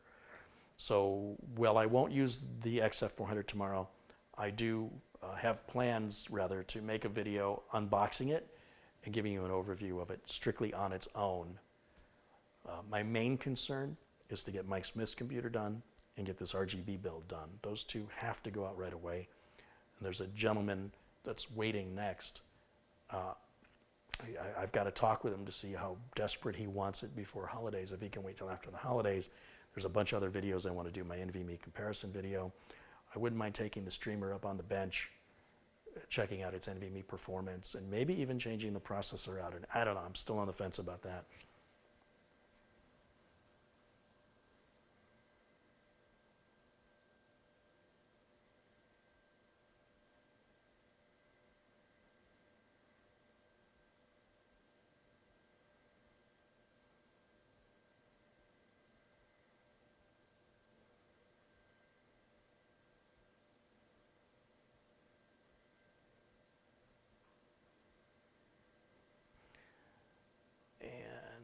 Let's check our status on memtest 86. Let's get in there. About 62% of the way through.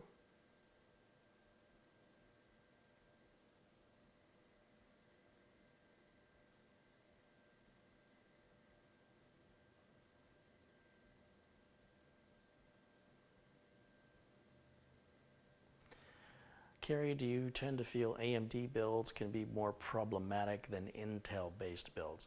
Well, pretty much any new technology, you know, if there's a first generation of anything, it's going to be a problem. And then there's what I found some issues with some motherboards. Nothing specifically with the AMD chip, but with motherboards and BIOSes, that's generally where I run into problems because the Intel chip is on its 10th generation. It's just far more mature, and these problems have all been resolved years ago. So every time a new, like the Ryzen architecture is all brand new, there's a lot of learning curves. And all those early adopters, you should thank them for all the headaches they had to put up with. So that the BIOS updates and motherboard manufacturers could get up to speed on what they need to do to make it less troublesome. I've had a number of systems in for repair. If you look at my videos, I don't control or manipulate which repair videos I show and which ones I don't. So if you want to look at the history of repair videos and see how many of those are Intel and how many of those are AMD, how many of those are pre-built versus how many are home-built, you know, not all problems are so easy as to say it's going to be a problem because it's this part. I do see more problems, more trouble would be a better word, with super high-end bleeding edge systems like the X99, X299, X399. Those systems are very finicky. It's just like owning a Ferrari. You know, it's fast, but it takes a lot of work and maintenance to keep it fast, to keep it, to keep it running. That's not to say every system's going to have a problem. Some people running X99, X299, X399 never experience a problem. But statistically, for the number of those that are sold, I see a disproportionate amount coming back for issues. Maybe that's just coincidence, or maybe that's just based on where I'm located and the type of customers that contact me. I don't know the answers to that. But anecdotally, that's what I'm seeing. There's not any particular chip that I see and go, oh, that's going to be a problem. It's always based on the motherboard and chipset.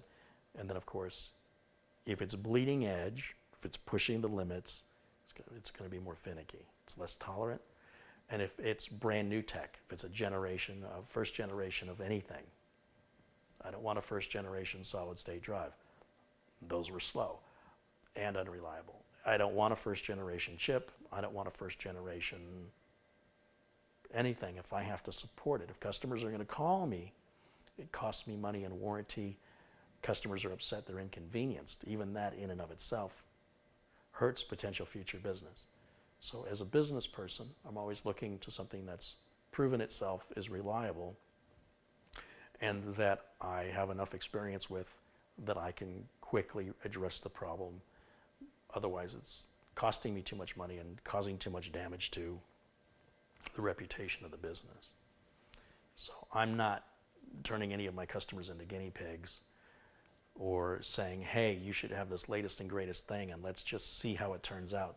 I don't have a single customer in reality that's ever said to me, let's experiment around with my business. They don't want to experiment. They want something reliable, they want something that's fast, and they want to be productive. And if computers go down, customers get upset. And I don't mean my customers, I mean my customers' customers. You walk into a store, and this must have happened at some point, and they go, I'm sorry, we can't take any money right now, we're down. Computer is down. Customers that are shopping or needing the service and their computers are down, they get angry. They get really angry. And I'm sure you've been angry because you were trying to do something and you went out of your way to do it, and now the company you're trying to do business with is unable to help you because the computers are down. Imagine if you're the guy providing the computers. I hope you're ready to drop everything you're doing and go get them back online. No pressure. So all of that is in the mentality of when I'm determining what I'm going to put my name behind or what I can sell. I've got to be very cautious. I've got to make sure that there's some foundation to build on there. So I'll let other people go first. I just want to be next. I don't want to be last. I don't want to be first. I just want to be next.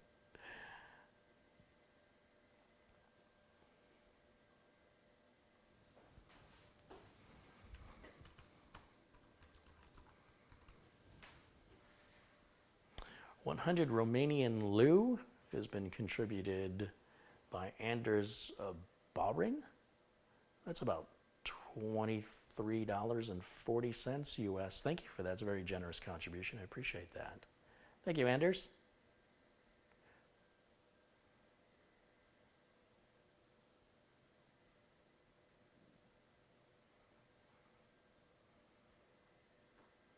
One more check here on MemTest. Where are we at? 73%. So close. Oh, it's taking forever. So this test has been going on nearly 2 hours. We're an hour and 50 minutes into this first pass.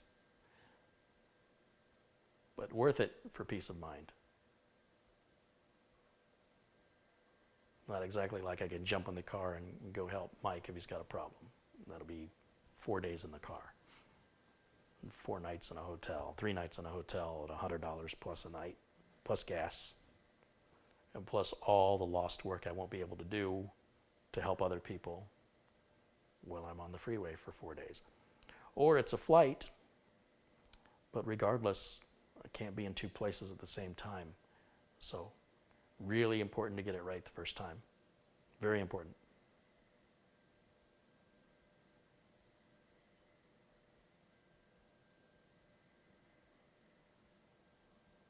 Thank you, Anders. We'll make sure you're a moderator here too. Another friend in blue.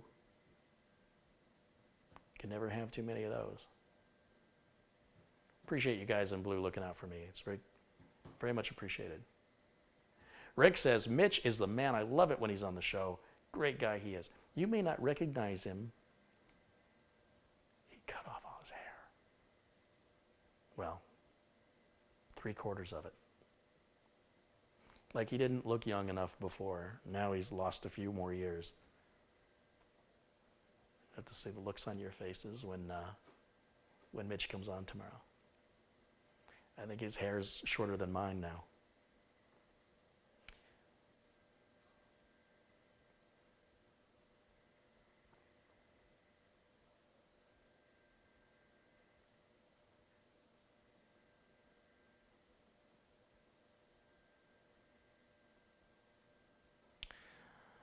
Coates Aaron says he's got the ASRock Fatality Professional Gaming X370. Well, that's a couple versions behind. He had an 1800X. He upgraded it to a 3900X, and it's been very stable with overclock. Well, how we define very stable is, depending on how you use the machine. I've had systems that were very stable, and then I go to use it for video rendering, and it crashes, but it's fine in everything else. So I'm very leery on overclocking because, even Asus, when you do their auto overclock tool, they have a separate box if you're doing video rendering. Like they have 2 levels of what's considered stable. So for me, I can't deal with overclocking. I can't have customer systems crashing and calling me and dealing with a completely avoidable problem that's going to cost me money or damage what my customer thinks my capabilities are. It's fine for home users and hobbyists, though. So don't let me stop you. I just can't do it in business. That's a quick way to go out of business, is all I'm saying. That's very much a hobbyist thing.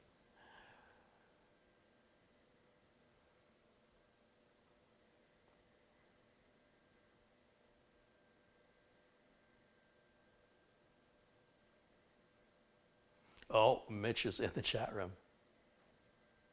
He says, tune in tomorrow to see his haircut. DHR Street Speed has joined us. Hey. Great YouTube channel from, if you're into cars at all, if you enjoy fast cars, or if you're interested in hearing from somebody who created their own business and sold it, and you want to know how they did it and if you can do it, check out the DHR Street Speed's YouTube channel. It's on my list to binge watch.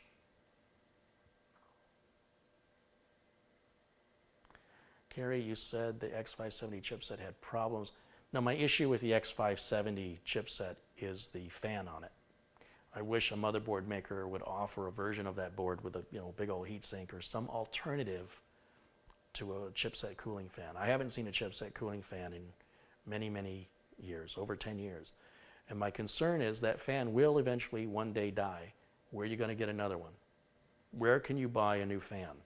I mean, when you're under warranty, it's no big deal. And if you're somebody who upgrades every couple of years, you'll be fine. But what if you want a system for 8 years? Will that fan still be running in 8 years? And what if it isn't? And how are you going to know? There's typically not a fan monitor for that fan. So that fan could die, you would never know, your chipset could overheat, and then your motherboard's permanently damaged.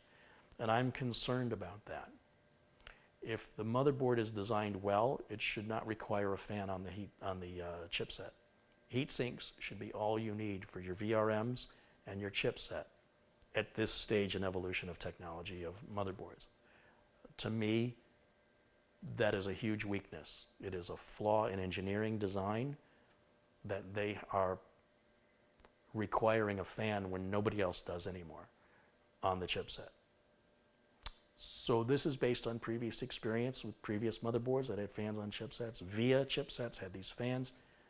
They were loud. The bearings would go out over time, especially in Arizona. We have a lot of dust.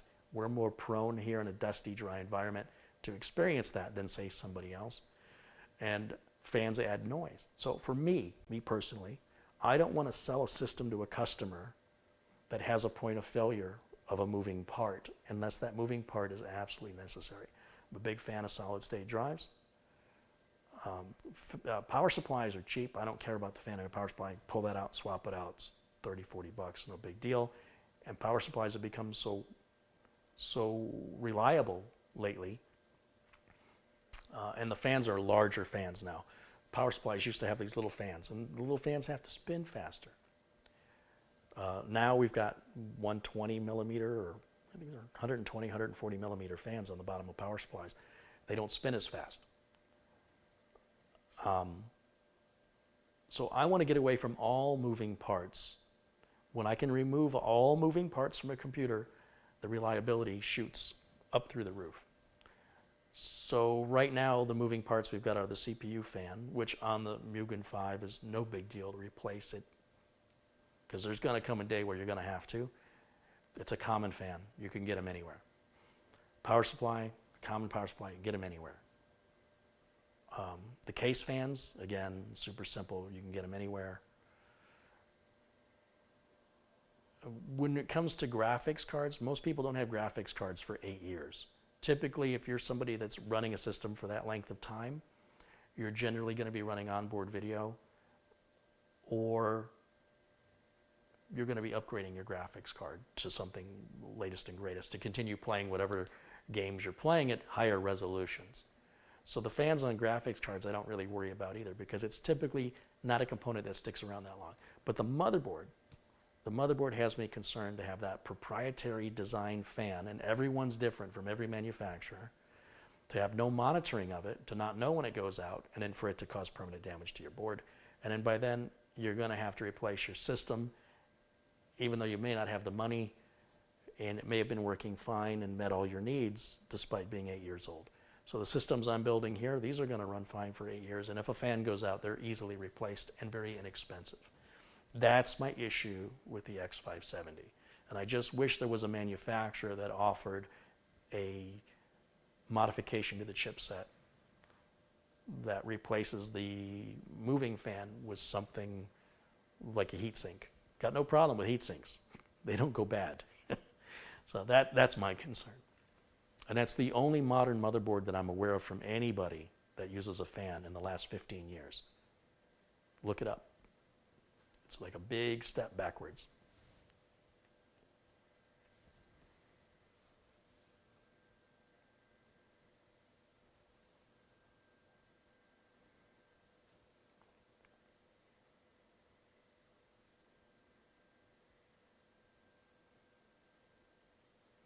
Let Mitch borrow your Bob Ross wig.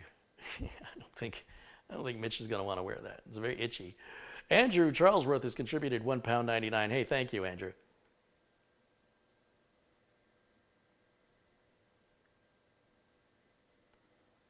The Aorus X570 Extreme doesn't have a fan, but it's $700. Holy smokes, I wouldn't spend $700 on an AMD motherboard. If the reason why you're buying AMD is it's a better value, there's no value there. Plus the chip is like $800 for the 3950X. So you're going to spend $1,500 on a consumer-based chip. Remember, I said I bought that Core i7 965 Extreme Edition for $1,000, but that was like 12, 13 years ago. Things should be getting cheaper. So clearly AMD's making a lot of profit on this product, and they're getting a lot of good marketing. I just need to see those motherboards get improved. That's what I need for me to sell it. Now for me to, there's a part of me that's curious, get the X570, get the 3950 chip. It'll result in a lot of video views. A lot of people will watch that build, put it into the streamer, and let it run and see how it ages. But do you have any idea how irritated I'm going to be if I'm broadcasting live and that fan starts grrrr? I'm going to pick the thing up and throw it through the window. Some of you, you're just at home and you're just messing around, and if the computer makes a noise, it's an annoyance. I'm broadcasting. So there's a part of me that's curious, but to make that investment, the only reason I'd really be doing it ultimately is to take advantage of all the people who will watch it. It's not because I'm willing to spend that money because I want it. I am curious, how's that fan going to hold up over time? And I know that video will get me a lot of views, and as a result of a lot of views, I'll make more money on that video. So I'm not saying I won't do it. I'm weighing it. I'm not sure it's the right reason. Typically, I make the videos I want to make, that I want to see. This would be unlike me to make a video strictly for the purpose of exploiting the vulnerabilities of the viewers who I know will click on it because that's what it sort of falls in line with their agenda. It's not good, it's not bad. It's just a different reason to make a video. I just don't make videos for that reason, but there's no rule that says I can't. I don't know. Something about it feels wrong. Seems like, if you really, again, I'm just used to making videos I want to make, and I'm hoping that you guys enjoy them. Making that video would be very manipulative because I know exactly how it will perform. I know it's going to perform very well. I know it's going to make me more money than other videos, and I know I'm making it for a completely different reason. That said, there is a genuine curiosity what that would be to live with day in and day out. And I'm sure the fan will be fine for at least 2 or 3 years. Beyond that, I don't know. And I don't think I would keep it as a streamer for more than 2 years anyway. And again, with the dusty environment, I'm more prone to seeing fan problems than people that are in more humid environments. Brendan says the fan doesn't turn on most of the time. Well, that's good to know, but that even worries me more because a fan in motion generally doesn't have a problem. It's the starting and the stopping, that's where problems come in. That's why I recommend you leave your computer on, don't turn it off. Because when people have a problem, it's generally when they turn the computer on. And it can be something like a fan where the oil in the fan over time as it collects dust and debris from the environment that it's in, it's warm and it's viscous and it's moving. And then as the grease gets contaminated over time, it starts to become harder to become viscous. So when it's cold, it gets hard to start. I'm sure you've seen that where you've had a fan and you've got to push it with your finger and it starts to turn. That's because the grease is going bad. It's got contaminated. It's been contaminated. So again, I'm speculating all of this based on past experience, and I really won't know. I really won't know with one motherboard. I'd have to do like 100 of them and get an overall view. But at least one maybe might set my mind at ease, or worse, make all of my concerns reality. Then I'll be really mad because I'm like, see, you knew better and you did it anyway, you idiot, because you listened to those people. So, I don't know. I'm thinking about it. We'll see. You guys can vote on it in the comments. Let me know.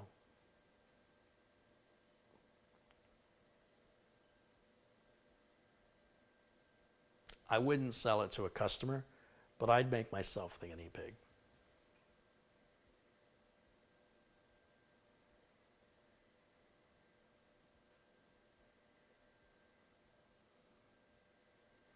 It says, I'll help you throw it. Yeah, with my back, that's probably a good thing.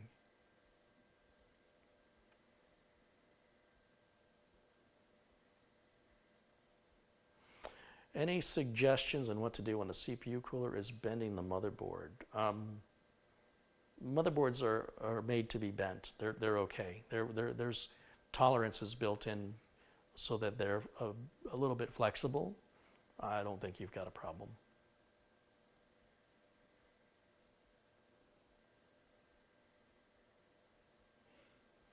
Rich says fans are cheap. Well, it's not a question of the expense of the fan, at least on the chipset fan. The problem is the design. If you look at some of the motherboard, the X570 boards, look at those fans and tell me where you can buy one. Now, well, as long as you're in warranty, you won't have to, but it probably won't die under warranty. It'll die, a couple of years, like 3 or 4 years in. Most of your motherboard warranties are like 2 years. So where are you going to get another one? At any price. You'll have to find a used board and strip the fan off of it, I guess. I don't know. There's no third-party cooling option. So every manufacturer of motherboard wants to use their own design. Some of it built into this unique cooling solution, and it's all form-fitted and molded, custom plastic injection molding. Where are you going to get another one?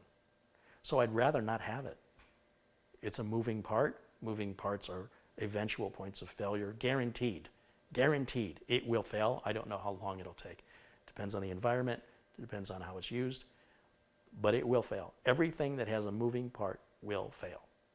So when that happens, what do you do?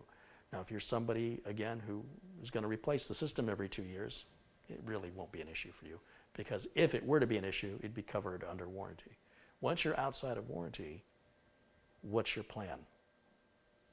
And that's assuming that it didn't cause any permanent damage by the time you figured out that it's not running anymore. I think it's a huge step backwards. Okay, how are we doing now, mem test? 83%, almost there. So I'll just keep yammering on here for a little bit longer and get to the results.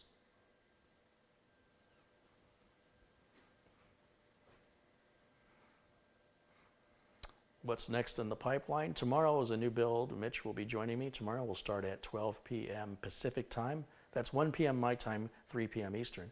And we're going to put together a system of all RGB and evaluate the Be Quiet Pure Base 500 and Silverstone's new RGB liquid cooler on an i9 9900 CPU.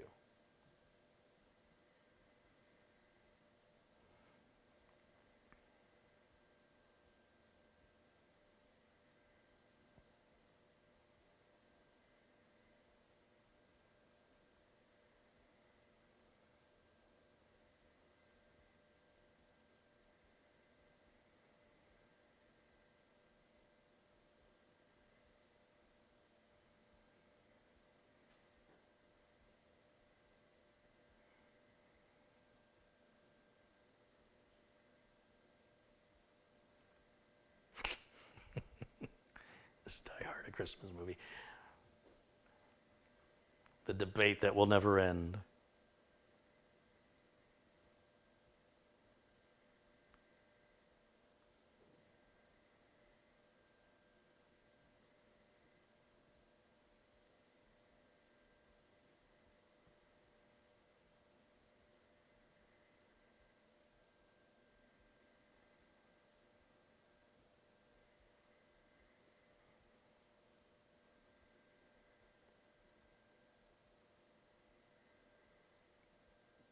Mark says I should chase that money. Go make it.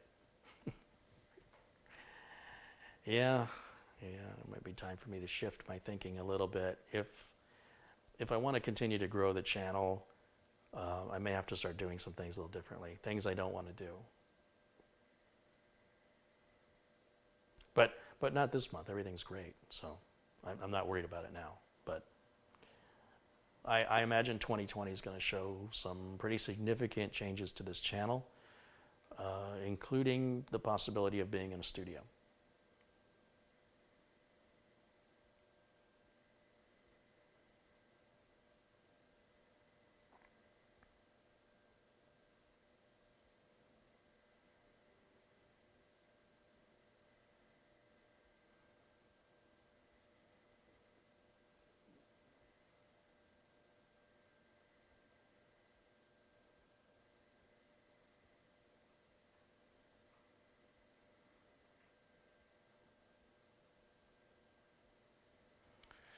Come on, mem test. Where are we at?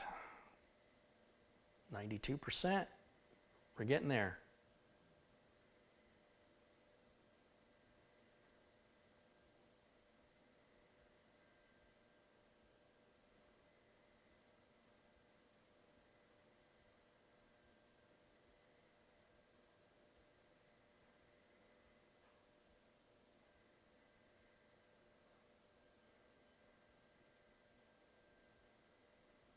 Ian McLeod's contributed $2. He says, cheers, mate, for all that you do. Cheers, Ian. Thank you. Let's move this over here and put me here. Keep an eye on that.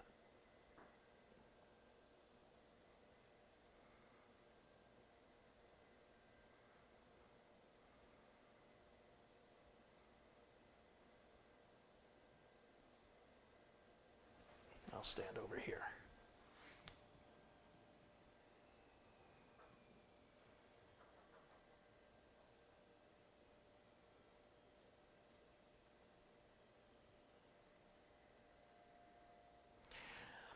By 2020, this channel should be at 1 million subscribers. I wish. Yeah. Now, the channel's not growing that. At the rate the channel's growing, if I don't make any changes, I'll be 150 years old before I hit 1 million subscribers. That's why changes have to be made.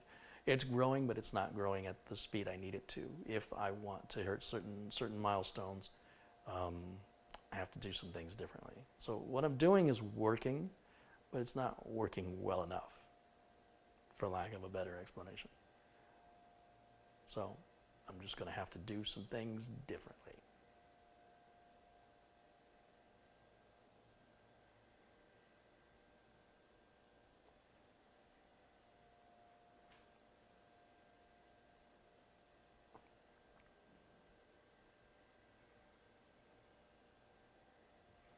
Yeah, 729,000 subscribers in 19 days is asking a lot. Agreed, Dave. Exactly. Yeah. Not a realistic goal. Possible, but not probable.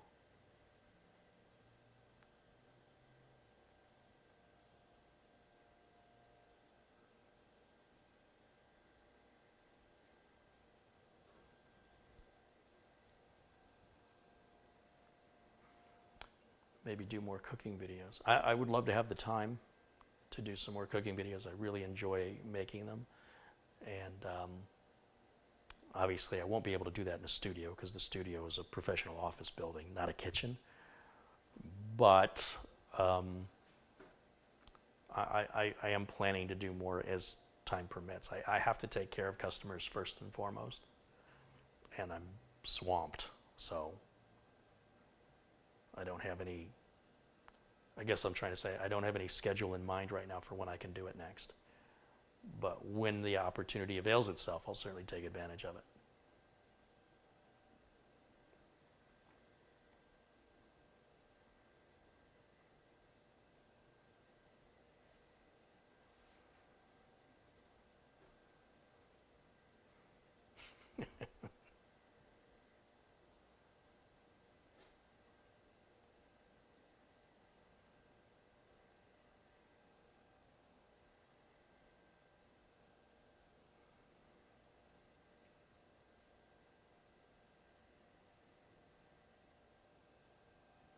A gaming pizza live stream.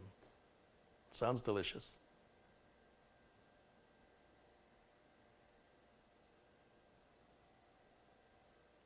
Carrie should try out for Hell's Kitchen. That won't work well.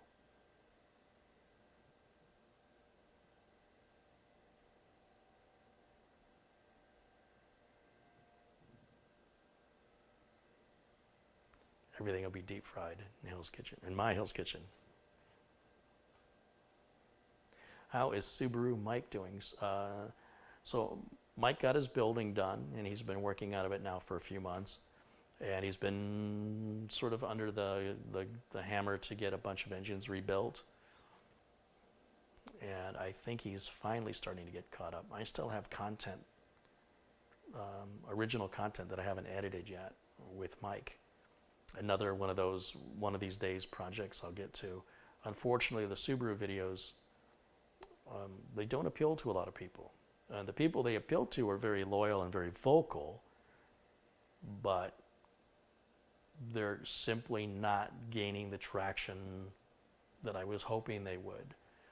Mike's engine rebuild video that I shot and edited that he stars in is still shy of 1 million views. And there's just no video covering that engine rebuild to the level of detail. Like, Mike leaves nothing out. So you would think, I would have thought that that would have done 1 million views in the first year, and it's just not there. So I don't want to invest too much time in that stuff when, though the people who are enjoying it are very vocal and very appreciative, they're not paying anything for it. And they're very difficult videos to make and edit. And that completes also the MEM test. Just finished pass number 1 with no errors. So what I can do now, like I said, you don't have to properly shut down the computer. I can just reach around back, flip the switch off, and remove the flash drive, the MEM test flash drive. And I know confidently that this computer has 64 gigs of perfectly good working RAM.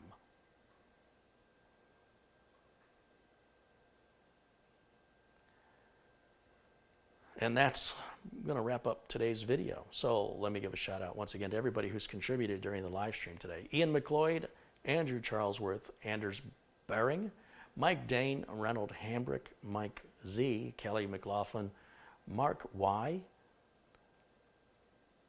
Ben Fitzpatrick, LabTech Nick, 12369JA, Gary Tatum, Glenn Davies, Winston Anglu, Trudy Brooks, Jared Blackmore, David Anderson, Jim Ennis, Thomas Robinson, Michael Collis, Coggett Jin, Bob Oliver, John Yasuda, Rick R. Rick R., I don't know if I saw that contribution. He says, I watched the builds not only for the builds themselves, but for the great info during the Q&A portions. I've learned a lot, and your sense of humor is a bonus. You have a great channel. Thank you, Rick. And Jesse Kirk contributed $5. Looks like Jesse was the first contributor today. I thought there was some before that, but that's what it's showing me. So thanks to all of you for contributing. Thanks to all my friends in blue for keeping it civil in the chat room. Thanks to everybody for watching. And I hope to make all of you blue if you're not yet blue, just through being courteous, polite, and familiar in the chat room is really all it takes. And I'll be back tomorrow with Mitch Morrison doing the new PureBase 500 RGB build. This computer tonight, I will finish up cable management. Let me step over here so I can, sorry, I don't have my live view. There I am. So this computer here tonight, I'll do the cable management on this. If I don't get it done tonight, I'll do it over the weekend. So, because if I take it to FedEx, it'll sit over the weekend anyway. So hopefully I get this out by Monday. It's probably 5 days to get to Philadelphia. Hopefully Mike Smith gets it a week from tomorrow if everything goes well. That's the plan. And I'll film the final, cable management of it. You guys won't see it until when the edit is put up, you'll see it in the edit. But that's it. That's today's build. Thanks so much for watching, and I will see you all again, as I mentioned, 12 o'clock noon Pacific time, 3 p.m. Eastern. Thank you for watching, and I will see you all again very, very soon. Until then, bye for now.